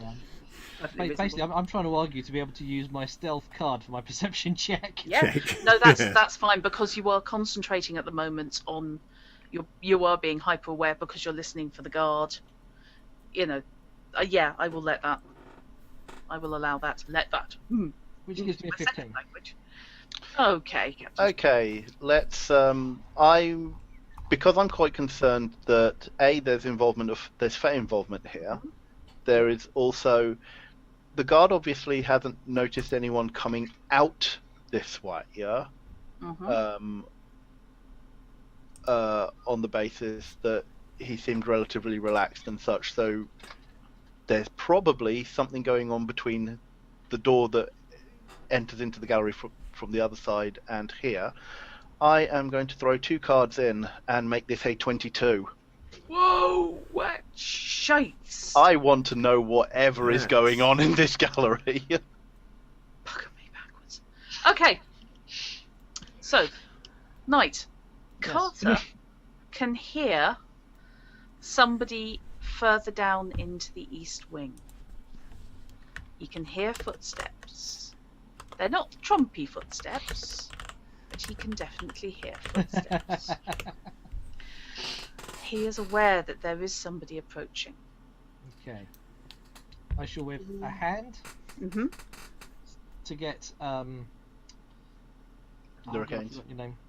Lyricane. Lyricane's attention, and simply signaling down the corridor. Okay. Lyricane becomes aware of the footsteps. Yeah, I think he was signalling, let's do a rap. Drop a beat. Yeah. Glamour! Right. Actually, auditory glamour. Here's the beat. There you go, yeah. Another one. So something about glamour that just makes beatboxing so much easier. Yeah. Yes. Okay. To like you as well. Petition that Knight plays next from inside the drum studio. Have you looked at the wall behind him? Yeah, good point. Yeah. Okay. So I don't know if you are. So, yes, you'll become aware of that. You also, however, become aware of a scent in the air that is attracting your attention. It's coming from, as you walk down this corridor, this aisle, to your left. Float down the aisle. Okay. Well, yeah. Yes, you mind walking, but it's a bit sort of 1980s point and click adventure. Yes. Going upstairs. I'm definitely at least 3 inches off the ground. Show at off. this point. Yeah, that's just the hills, though. It's called. Yeah, exactly. So, can I place the scent of, like, what does it smell like? Well, it reminds you of iron. Is it in any particular? Is it coming from a particular object, or? is it actually kind of like just something on the wall, or? It's coming from behind one of the stepped sets of shelves, which run for a couple of meters and come up to just over a meter high. Okay, and there is space behind that and between that and the wall. Yeah. Okay. I try and indicate to Carter that I am going to go this way. And I kind of like drift over in that direction. What you find? Yes, fish. What you find is a body. Boom, boom, boom. A black suit clad body.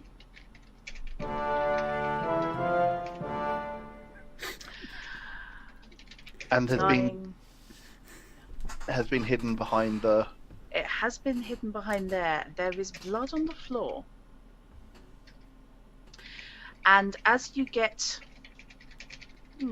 within a couple... I'm just going to check whether it's feet or meters. I have a feeling we may be talking yards here, but in which case I'll switch to meters. As you get within a couple of meters of the body, you start to feel unwell. Okay, genuinely unhappy. Okay, does it look like the security guard type suits? Right. I'm stopping. Like when I become uncomfortable, I stop. Okay. And just see what I can see from where I am. Yeah. Okay, that's cool. That's not a problem. We're at that range, that level. So it's going to be it's going to be painful. Okay, I back off. Level. I back off then. Yeah. It is cold iron that you're picking up on now. Yeah. But that's not what you smelled. What you smelled was blood on the floor. Right.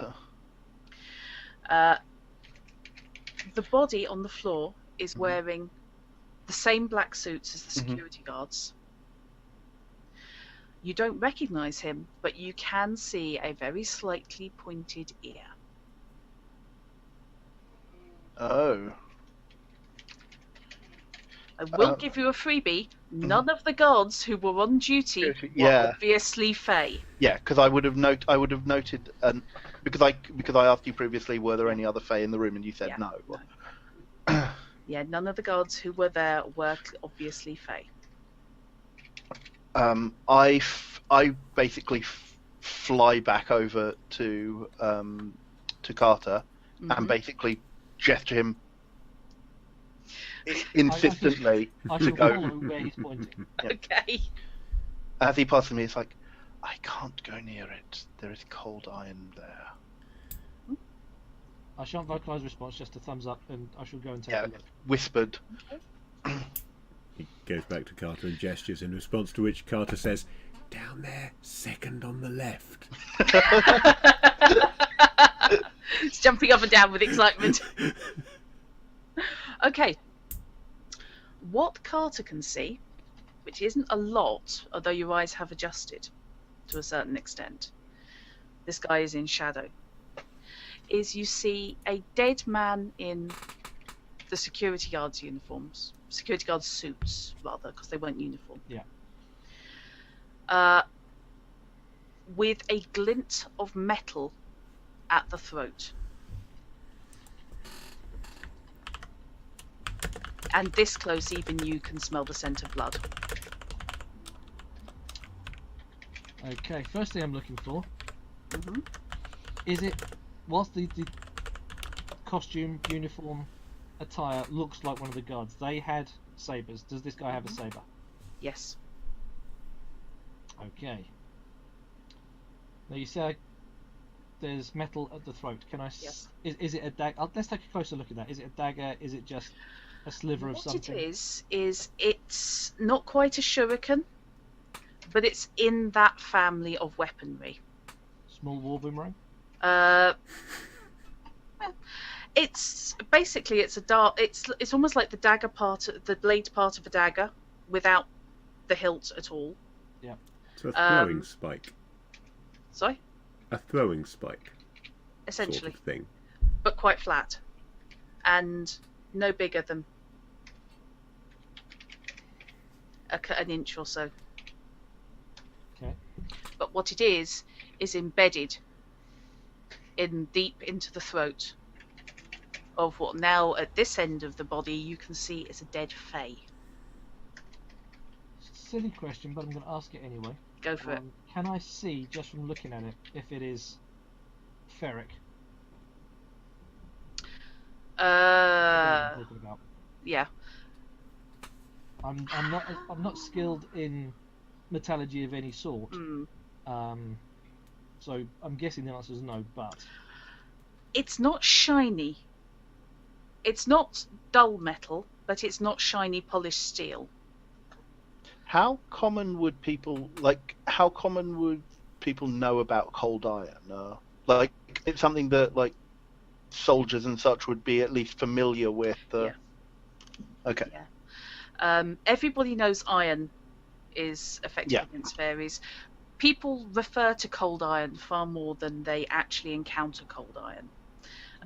There are a lot of people who think that cold iron and iron are much the same, literally just a different temperature of the same thing. Mm-hmm. Whereas cold iron is in fact meteorite based and magnetic. Mm-hmm. So people are familiar with the concept, and with Carter's background, it's iron. It's definitely iron.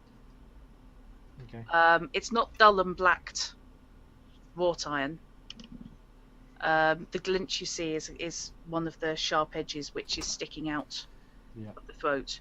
Well, given that it's a thrown weapon of some kind, it could well be cast iron.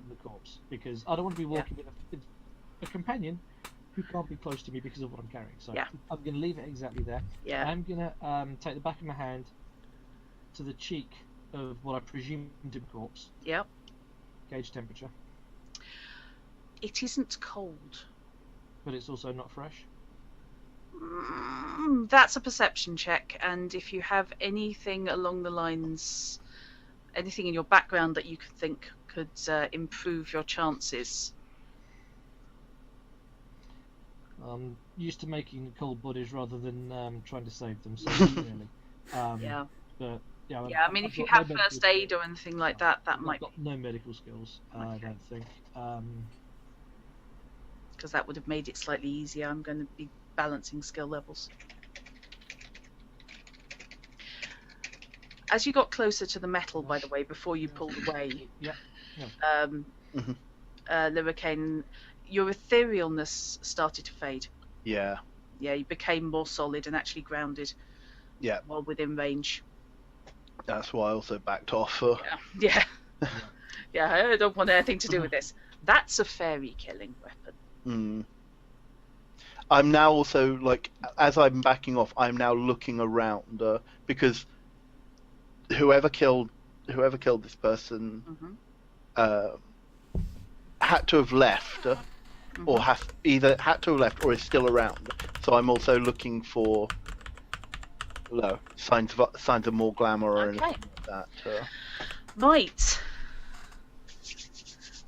What you see looking around is Alexei padding his way up from the east wing towards you.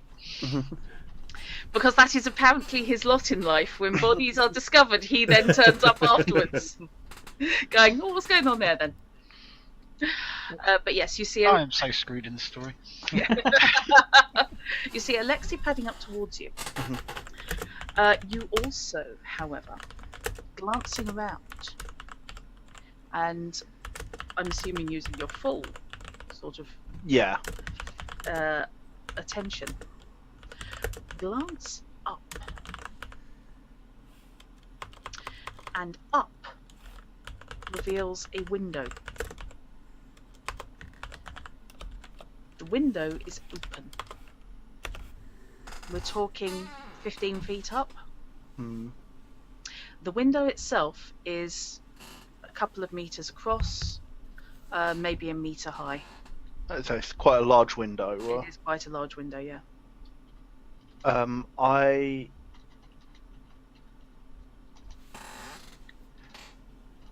float across to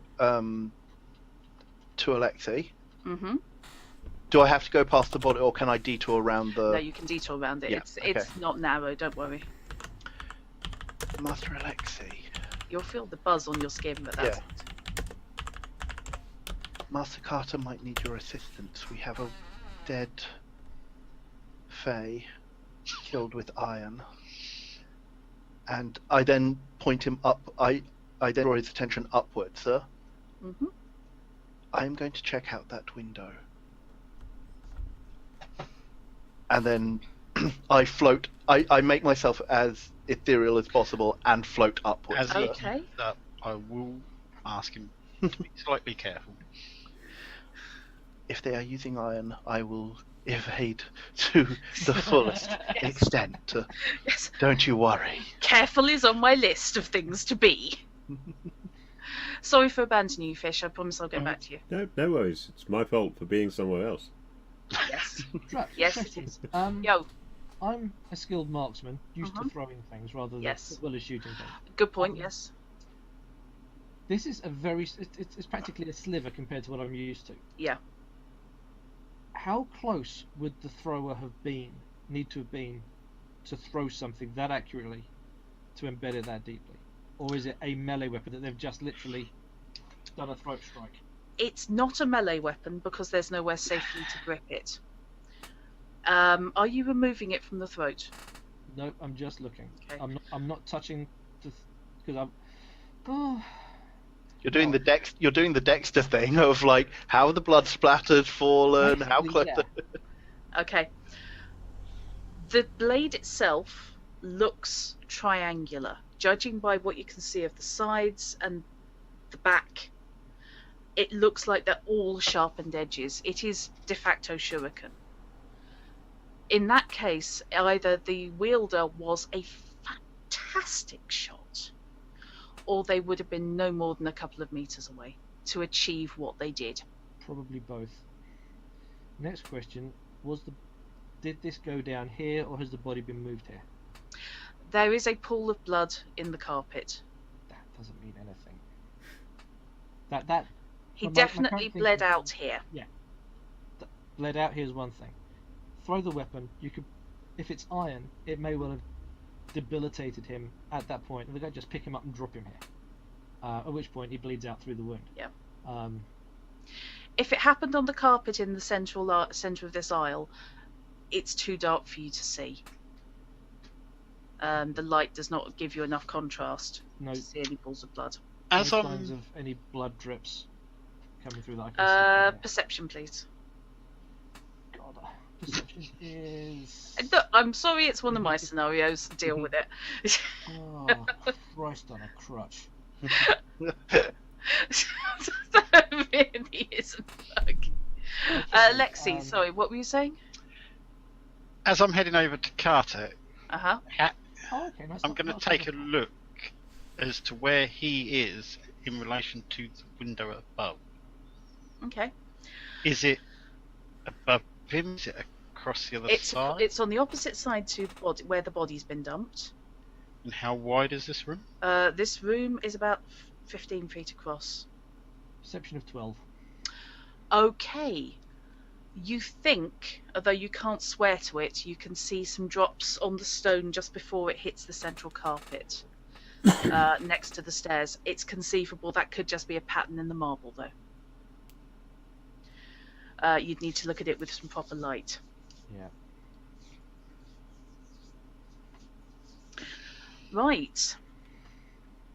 So, I promise I'm not just finishing every session by killing people. So, you can indeed drift up to the window. Yes. Okay. The window opens outwards. Mm-hmm. Sorry, other way round. Like that, lifting up. Pardon me. And it goes out onto a gutter type arrangement, basically a flat area of the roof where the guttering runs. Mm-hmm. Not talking just plastic. So it's not opening onto like the roof of the thing. It's actually just a ledge where the guttering is running. It's a ledge. You could probably, even not ethereal, you could probably make your way along it. Yeah. What you have, however, got up here, and you couldn't see it from the ground, is attached to a spike driven crudely into the lead of the roof. Mm-hmm. Is a rope that has been tossed along the length of the gutter. Okay, so the rope is attached to the spike, so it could very easily have been dropped in, pulled up, and is now thrown along. Yeah. Okay. I look around. Is there any, can I see anybody or anything? Okay. You are looking out over open grounds now. There's grass ahead of you, and then there's the wall with the palings on top. Mm-hmm. And then you have the street. Yeah. You cannot see anybody, however, not inside the wall anyway. Yeah. However, what you can see on the wall itself, attached to one of the palings, is another length of rope. How high off the ground are we here? 15 feet. So jump down is not unfeasible. A drop down would be doable. Yeah, if you do I cling onto the edge of the ledge and just drop. Yeah. And the buildings or the wings of the museum on this side are no one is here at this evening, so no one would really see you through a window. Yeah. This is very much a quiet thing. If you manage to avoid the fairly sparse guards. Yeah, and the rope on the palings go out not to Great Museum Street. It's one of the back streets. One of the back streets, yeah. Okay. Whoever did this, they were quick. And interesting. Prepared. Yeah. Okay. I drift back down. Mm-hmm.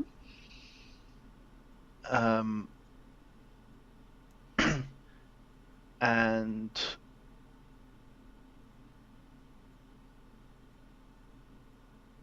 okay, I drift back down. Mm-hmm. And staying away from the body, I trying to attract either Carter or Alexi's attention. Okay, easily done.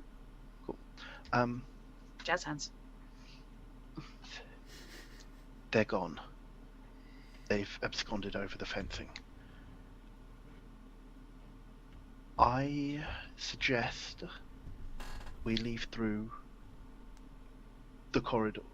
Actually, if we get out back into the courtyard, there is a way out onto the street from there, isn't there? Yes. Okay. You can basically go out the way that Neo came in. Yeah, exactly. Alexi came in. I suggest we head out that way and attempt to rendezvous with Lord Quigley in the Egyptian gallery. He's still. Yeah. Actually, is he not still in the courtyard? No, he's in the Egyptian gallery because it was raining. Actually, to be fair, we can actually just wander. We can actually wander back out because it's like, oh, sorry, we got a little bit lost and there was no guard here. Actually, yeah, we confront it. Yes. Actually, because there's a body here and it'll get tied back to us. We can't let the guard see us. That's true. Out that way then. Okay. Drut, having had it pointed out that they came in and went that way, and it was fairly well prepared.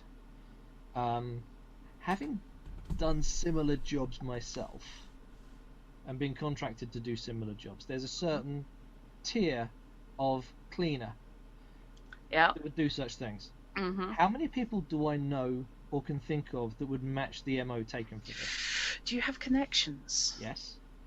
I will take a connections check then, please. It's going to be tricky because your connections primarily were Southern Hemisphere, but yeah. Now my connections are only average, and this isn't merchant, so it's not going to help. No. Is there any way that I can tell whether this is Seelie or unseelie? To be fair, they don't tend to look very different. You might have a chance if you actually saw the face of being able to identify the person himself. So what I would ask Alexei or Carter to do is to try and sketch the face, or try and give me a description of the face so that I can see if I know them or are able to tell. Because I can't get close enough to actually. On average, I can only play one card, can't I? Average allows you, just the one. Poor and average is one. We're going to do a thing. Let's. Oh, hang on. Let me just double check because I don't want to shaft you on that. Yeah, that's cool. It's either poor and average is 1 or average and good is 2. I think I wrote down 1 last time. Yeah, I have a feeling it's 1. I think you're right. I just wanted to check. Yeah. It's just I do feel like I've slightly shafted you lot a lot by basically imposing one of my standard Gitweasel plots. Gitweasel plots are fun. They're just. I'm liking this plot so far. These are the kind of plots that are right up my alley. Average is a good. Poor and average is 1. Yeah. Good or great is 2. In which case, let's go big or go home. We'll drop an ace of spades on it. Okay. Right. Okay. This actually, that's pretty much what you needed. So, what we are dealing with here. So I think aces are worth 14. Yes. Which puts me at 18. So. Okay. There is someone who you know of by reputation who deals with extractions. He deals with extractions and cleaning up messes. See, I said cleaner. Yeah. That man's name is Benjamin Hawke. Okay. And ace of spades, I'll let you have that. The last you heard, he was on retainer for one of the Steam Lords.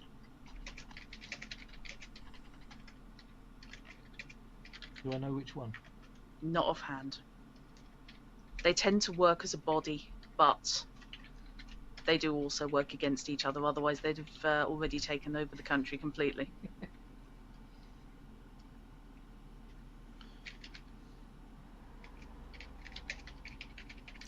And how good is this guy's reputation? Obviously, he's very good because he's done this, but how good are we talking here? Are we talking the absolute pinnacle, or are there a couple of guys better? Or nobody springs to mind who is superior to him in extractions. The only point he falls down on is he does tend not to leave witnesses.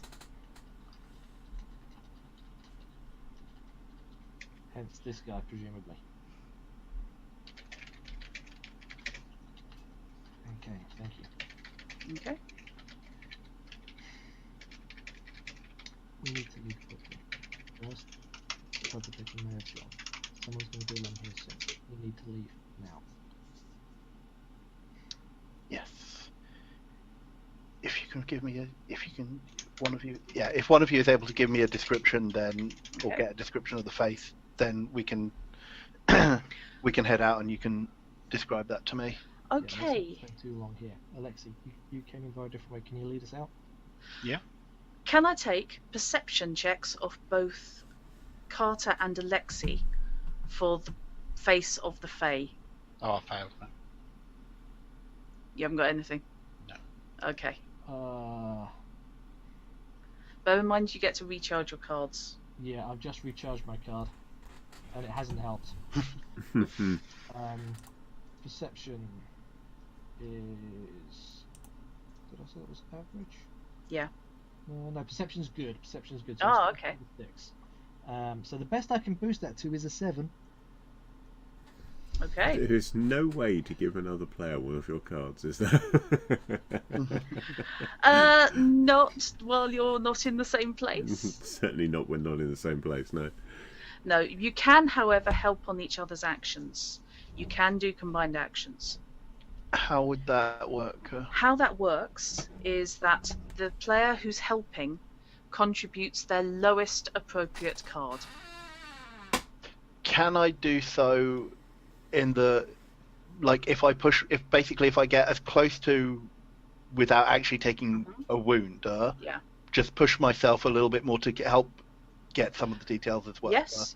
If nothing else, you would know what are more likely to be distinguishing characteristics on a Fae as opposed to on a human. Yeah.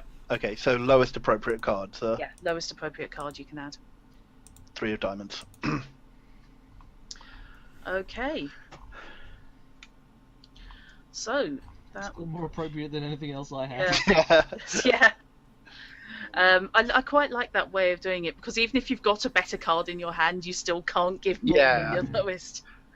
So it was the only diamond I held. Yeah. So you're on 7, so that brings you to 10. Which is actually fairly reasonable.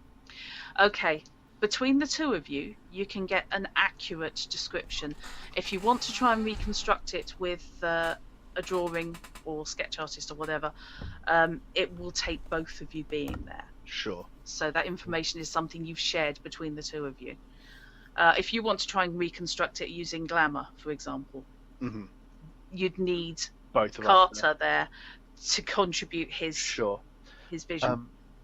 But just from the descriptions that we're able to get, like once we're outside, we share that knowledge, and like, is it somebody I know, like, or is it, or is there enough for me to tell whether even if it's just Seelie or unseelie? Okay, it's definitely a Dwanshi, same as you. Yeah. And yes, you were headed out the way Alexei came in, so you're back in the courtyard at this stage. So I will leave you to decide where you're going after that. You have connections. What is your connections? Is it great or good? It's great. It's great. I'm not going to make you draw for that then. Yeah. You know him. Oh. You've met. Not under the best of circumstances. Oh, no, you have been at the tip of each other's blade. But it was all purely in the nature of fun. It was in the nature of a dinner party that sort of went a little bit wrong. And I'm on the wrong window, hang on. The dead Dwan is Heinrich von Adder of the Unseelie Court. Heinrich von Adder? Heinrich, yeah. He is unseelie. If he's from the Unseelie Court, does that make him a von Blackadder? And you know that though he doesn't wear a title, he is a Prussian noble.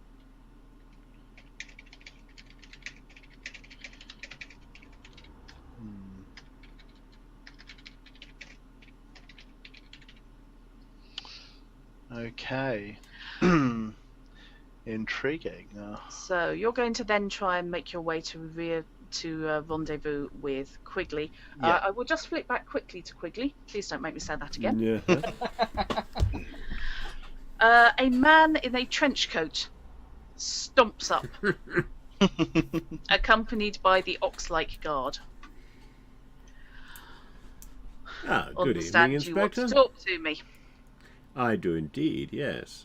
I want to be sure that the correct measures are taken with regards to this particular incident. Do you now? Yes, I have information for you.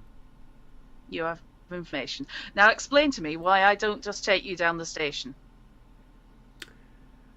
Because I am a knighted member of the peerage? He doesn't actually spit on the floor, but you get the distinct impression that's where his brain's going right now. Of course you bloody half, the bloody people here are bloody knights of the realm. Right, what have you got? Ah, privilege. Right, well, for starters, let's just establish the basic situation here, which is that a gentleman by the name of Chekov, whose information you can get from Adelaide Harrison, who arranged this little soiree and almost a coming out party, you could say, for him, he has mysteriously disappeared. In the process of this disappearance, these two gentlemen here, seemingly his bodyguards, have been killed by sorcerous means, apparently a lightning bolt. I didn't witness it myself. So the eyebrows are getting higher with each step, basically. This is a matter of some small concern, due to the fact that Mr. Chekov is in some way involved with Crown interests. I'm not entirely sure how. For that matter, you will need to consult with Lord Fullenham, who was responsible for arranging various details. I'm sure he will be quite willing to tell you whatever you need to know with regards to this investigation. I myself did a little asking around before you turned up, however, and the newsboy, who may still be out on the street, I'm not sure, he says that he saw a large gentleman in what he described as robes like a judge and carrying a big stick, who marched out of this place as if he owned the place, just after the incident occurred. Now, given that sorcery was involved, and that description does seem to match a member of one of the sorcerer's orders, most likely a druid based on the use of elemental lightning, it does seem that he could be involved. However, key and important, you must take note of this, he left on his own, not with Chekov, so Chekov is still missing. Anything else you need to know? It's like a steamroller once it gets going. You just kind of let it go and get out of the way. I can't imagine this poor inspector's eyebrows got higher as the story went on, and he gradually got talked further and further backwards. He's now up against the wall. Yeah. This is verbal fisticuffs. It is. Absolutely. This isn't verbal fisticuffs. This is verbal kicking in the shins followed by nutting it. Okay. It's like, you're not doing your job properly before I've even given you the chance to do your job properly. Absolutely. He grabs the constable who had come to get him. Take that bloody information down. All the names. And then you tell me why the bloody hell I'm being told this by some high and mighty knob instead of by one of my own bloody men. Well, he asked you. Goldfish impression. You and your bloody gentleman detectives, I've had enough of you. These are our bodies. We will deal with them as the time is right. The time is right, sir. And the time is most definitely right. In the proper way. So by the time you've basically given that statement again to the constable with covering rather many more pages of his yeah. How are the others coming back in? Are you attempting to come in the way you went, or are you going round to the front of the building and coming back in the main entrance? Actually, we were going the way that Alexei came in. We're back in the courtyard. Do that we gets you back to the notice courtyard. if the bodies have been covered or moved? The bodies are still under a tent now. Is there a lot of police presence? There is at least one police officer that you can see. You can see more people milling around inside. Fishy, Randolph can see that the party has finally noticed that something untoward has happened and people are making their excuses and leaving. Apart from a couple of people who you suspect are journalists who are taking very careful notes. So the dilemma we've got is if we go in through the door near the bodies, we are going to get quizzed where we've been, what we've been doing. If we go in through the front, we're coming against the crowd. Yeah, it's not like, Why would we be doing that? I don't know, you dropped your handkerchief? Well, oh, Constable, there is something I forgot to tell the inspector. What's that, sir? Well, earlier in the evening there was a small incident involving Alistair... I've forgotten his surname, I'm afraid. Sorry. The son of the Laird of Lochshiel, anyway. He and a friend of his attempted a... Yes, that's Alistair Shield. They attempted a little sabotage on one of Mr. Chekov's paintings. Probably just high spirits.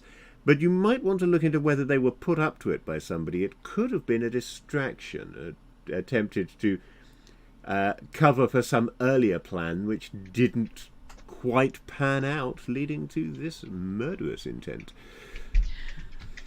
Could be, sir. Yes, sir. Thank you, sir. I have a question for Lyricane and Carter. Yeah. Has anybody got the time? I will have a watch, sure. Yeah. The time is about 10:15.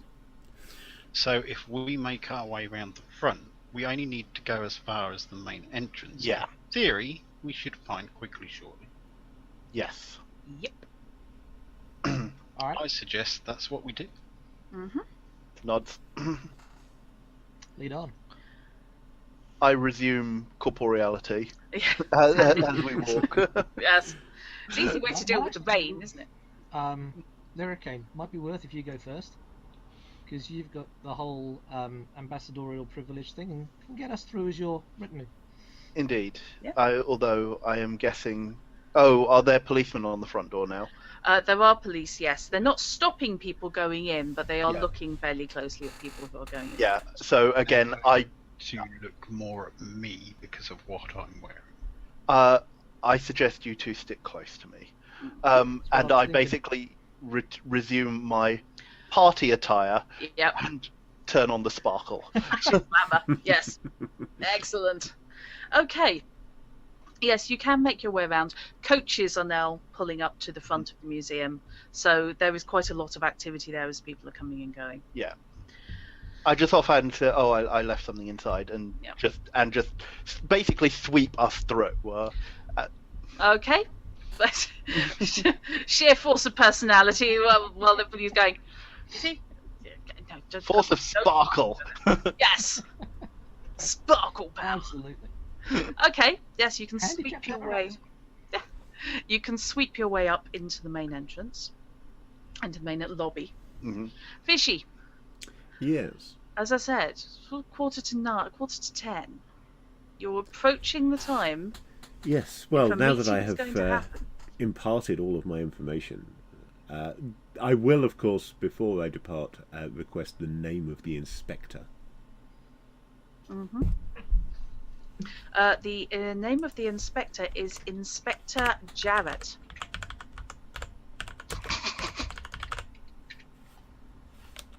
Jared or Jarrett? Jarrett. Yeah. I went looking for northern names. Leave me alone. Right. And No, then it's I just will. the confusion. No, I know. No, don't. I'm not even going there. I will then Green mics. march back into the museum and head for the five-legged bull, Okay. giving not- nobody any opportunity to stop me re-entering the museum should they intend to. I think everybody who heard you talking at the inspector has decided that no, they're not getting paid enough to stand in the way of that. Okay, the bulls are not actually in the lobby. They are, while you've been in the West Wing, basically, they are in the main body of the museum. They are on the way into the main body of the museum. You have to walk between them. So this isn't where people are milling around. So you can make your way into the quieter, but still illuminated, if at half mast. Now, just to refresh my memory, was he supposed to meet them alone? Didn't say. I couldn't However, remember. I will assume the meeting was intended to be alone. Is And there, I will go into stealth mode. I was about to say, is there I will anywhere we be can hugging find the us? shadows and find Yeah, somewhere away. suitably nearby that I can lurk unseen. Okay. Technically, I'm not supposed to meet them at all. The message simply said, "A new assignment. Meet me at 10 p.m. at the Within five-legged podcast. bull." 10 o'clock at the five-legged bull. Yes. Right. I will take stealth checks off those of you who are concealing I yourselves. thought you Thank might. God that isn't me. I can. Where's my carrot sheet gone? I think I can. What do we need for stealth? Stealth is clubs, am I remembering correctly? Clubs, and a great skill is 2 cards. Great is 2, yes. Okay. That average is 1, yeah? Yep. So, great starts 8, so that goes to 13. And that halved adds another 6. Yep. If I go ethereal, Yep. Would you want an ethereal check, or would you want like clubs for stealth? No, I'll take an ethereal check. Well, ethereal, hell, you could hide in a wall if you really wanted to. Yeah, actually, that's the thing, because then I wouldn't have to. Do I have? They are broken as hell. They really are. They're great. Where is my hand? Can hide inside one of the balls. Yeah. Actually, that's a really good idea. If I, yeah, I've got. Yeah. What's my etherealness? Oh, it's great. Okay. Yeah. What's my lowest spade then? Do I know roughly what the number would be, or? It's not a terribly difficult check. However, I would point out we're going to be coming up to the end of the session, and I'm filling all the cards. Can I loan a spade to him and say that would be a really good sneaky place to hide in there? Yeah, I just need to know, is it more than 10? Actually, yes. It's not going to be more than 10, but you can indeed, if you want to lend a card, you can do so. Oh, don't worry about lending a card. My lowest appropriate, yeah? Yeah. If anybody needs a card... the only spade I have left. There aren't really going to be any more checks after this, are there? No, not really. I'm still sitting on a joker that I've not used all game. If anybody needs help... Cool, I'll throw a 10 as well. There. Okay. You can conceal yourselves, and the hubbub at the entrance carries on. I'm looking out through the eyes of the bull. Because of course you are. Because that is now the image I have. This bloody thing's going to blink. Fantastic. I love this game. I'm really, really enjoying these. I'm really enjoying the fact. Great. They are just horrible people to have to deal with. So yeah, don't bother drawing yourself in cards, because it's not really going to be relevant unless you really want to. So, time passes a little, and Quigley's pocket watch chimes gently.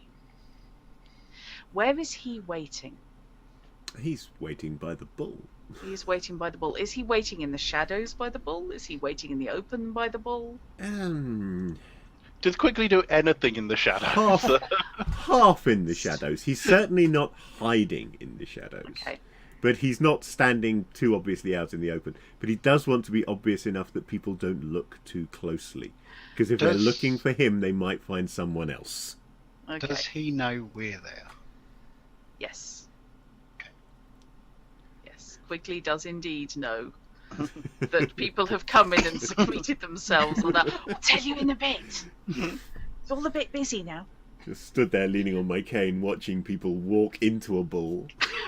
Well, that's not something you see every day. You saw like a shadowy outline drift into them. Show off. Right. As your pocket watch chimes, from deeper inside the museum, you see a man not sneaking from shadow to shadow, but somehow managing to make his way casually strolling from shadow to shadow.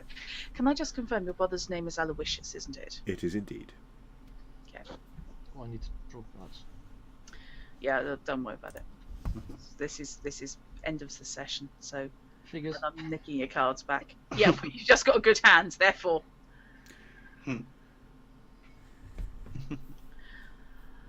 The man has a cane, which he is not tapping on the floor. He's carrying it at about half its length. Being stealthy. He is being stealthy.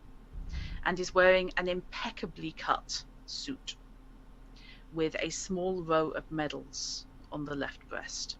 Mm-hmm. If he's got medals, is there a chance that my connections will let me identify him? I was going to ask. There is indeed. Right. In And that damn case, it, yes, you probably should I'm have drawn throwing a up. joker into it because I damn well want to use this card. I did draw up, yes. Okay, to be fair, that really doesn't need it. Doesn't need any help there. No, I was thinking, if I can see him, Yeah. do I know him? Oh yeah, go for it. So my connections are terrible. Mm-hmm. Well, average. Oh, connections to spades. Is 15? Yeah. Suddenly everyone's going, connections, excellent. You know, theoretically, I could throw another card in there. I really don't need to, though, do I? No. If anyone wants to make a connections check, speak now or forever hold your peace. Yeah, I'll throw in 2 and get that an 18. Oh, bloody hell. Meanwhile, Alexi's there going, I've no bloody idea who this toff is. Approaching in casual manner is the Graf Friedrich Klein.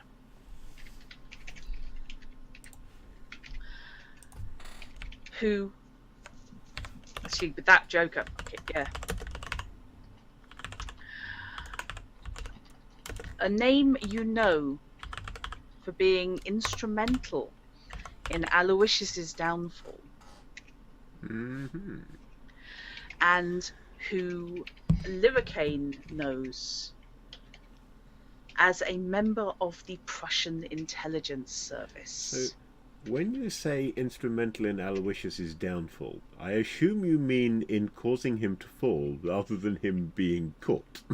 Yes. Yes. Presumably with my 15, I didn't get high enough to know who this is. No. Sorry. That's cool. As he The approaches question it. I pose, Uh-huh. if he is aware of that, Mm-hmm. is this someone that's going to recognise that he's not Aloysius? Oh, I think this is someone who's going to recognise I'm not Aloysius. This could go terribly, terribly wrong. This is going to go terribly, terribly wrong. I know that he is a high-ranking member of Prussian intelligence. He is a ranking member of Prussian intelligence, yeah. You don't send this guy for small stuff. Mm-hmm. Oh boy. And as he steps towards the five-legged bull, in whose shadows Carter is standing, not Carter. Randolph. Well, Carter is actually, but Yes, he's also yeah, he's standing Randolph in different is shadows. standing. Aloysius, my dear boy, it's so lovely to see you again. Who Pray the not, hell Herr are Klein. you? I think you and I need to talk. There is a shing as he grabs the head of his cane and draws his sword. And then we'll end it there. Yeah. Well, just one last thing before we end it there. I would just like Yes. to point out that as he draws his sword, Randolph simply hikes his cane up and catches the other end of it. Right. Okay. That's going to be He's interesting. not even drawing his weapon. Okay. So that's where we will leave it for this session. Oh, this is going to be fun. Thank you. That was nifty. Very much. Would have been much better from my point of view, however, had we been going just a little bit longer so that I could go into this fight with a joker still in my hand. I know, wouldn't it have been though? Jokers. Gosh golly gee willy. Really? Had 2 jokers? No, I didn't. I blew, but I Oh, wouldn't right, have okay. wasted that joker on the connections roll if I thought there was a fight I coming. was going to say, sorry, what are we playing, Deadlands? No, because then I'd have the jokers. Well, good point, yeah. All of them at once. Doing all of the things. Right, okay, so we are lined up. We have a duel, effectively, in the offing. Yeah. As far Duel as... if there's Or only at least 2 we would participants. do if it wasn't for the fact there are 3 other people lurking in the shadows. Yeah. Indeed. Graf Friedrich thinks it's a duel. Graf being the Yes. equivalent of Count, by the way, for pocket info. So he's higher ranking than I am. Yes. I mean, higher ranking than I will be, in fact. Yes. And we will leave it there as Graf Friedrich draws down on Randolph, who he was expecting to be Aloysius. Yes. Well, Livercane stares out from the eyes of a stone bull. And Carter and Alexei lurk in the shadows. I do wish I knew about the Prussian connection, though. Right. Yes. I mean, presumably, like, would you know that he is Prussian as opposed to just Prussian intelligence? Yeah, you That's a good point. Yes. I presumably would know that he was a Prussian nobleman. Yes, he's a Prussian I just noble, don't know yeah. he's part of intelligence. Yes. Yeah. So you wouldn't know his intelligence connections at all. Would Randolph draw the connection there? He might. He's not dumb. Question. He's not stupid. He's a highly educated man. Okay. Yes, you know that definitely your brother was associated with the Graf before he went so horribly wrong. Yes.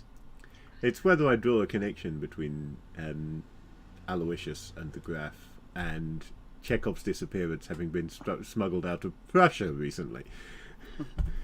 Which I'm not sure whether Randolph would connect. Yeah, it's all going on. In the same building for 2 sessions. Yeah, it seems awfully coincidental that two Prussian-related things should be happening in the same place. It does.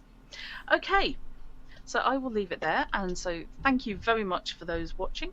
Thank you to you guys for giving me such a great, fun evening of torturing you. Thank you for running it. This has been a laugh. Yeah. Enjoying the mystery this. deepens. Yes, there was at least 3 threads to this mystery, and they're all going in various different directions. It's how I write my mysteries. I like doing that. Okay, so thank you very much for playing, and I will call it there and say good night. Thank you, Night all. and good night.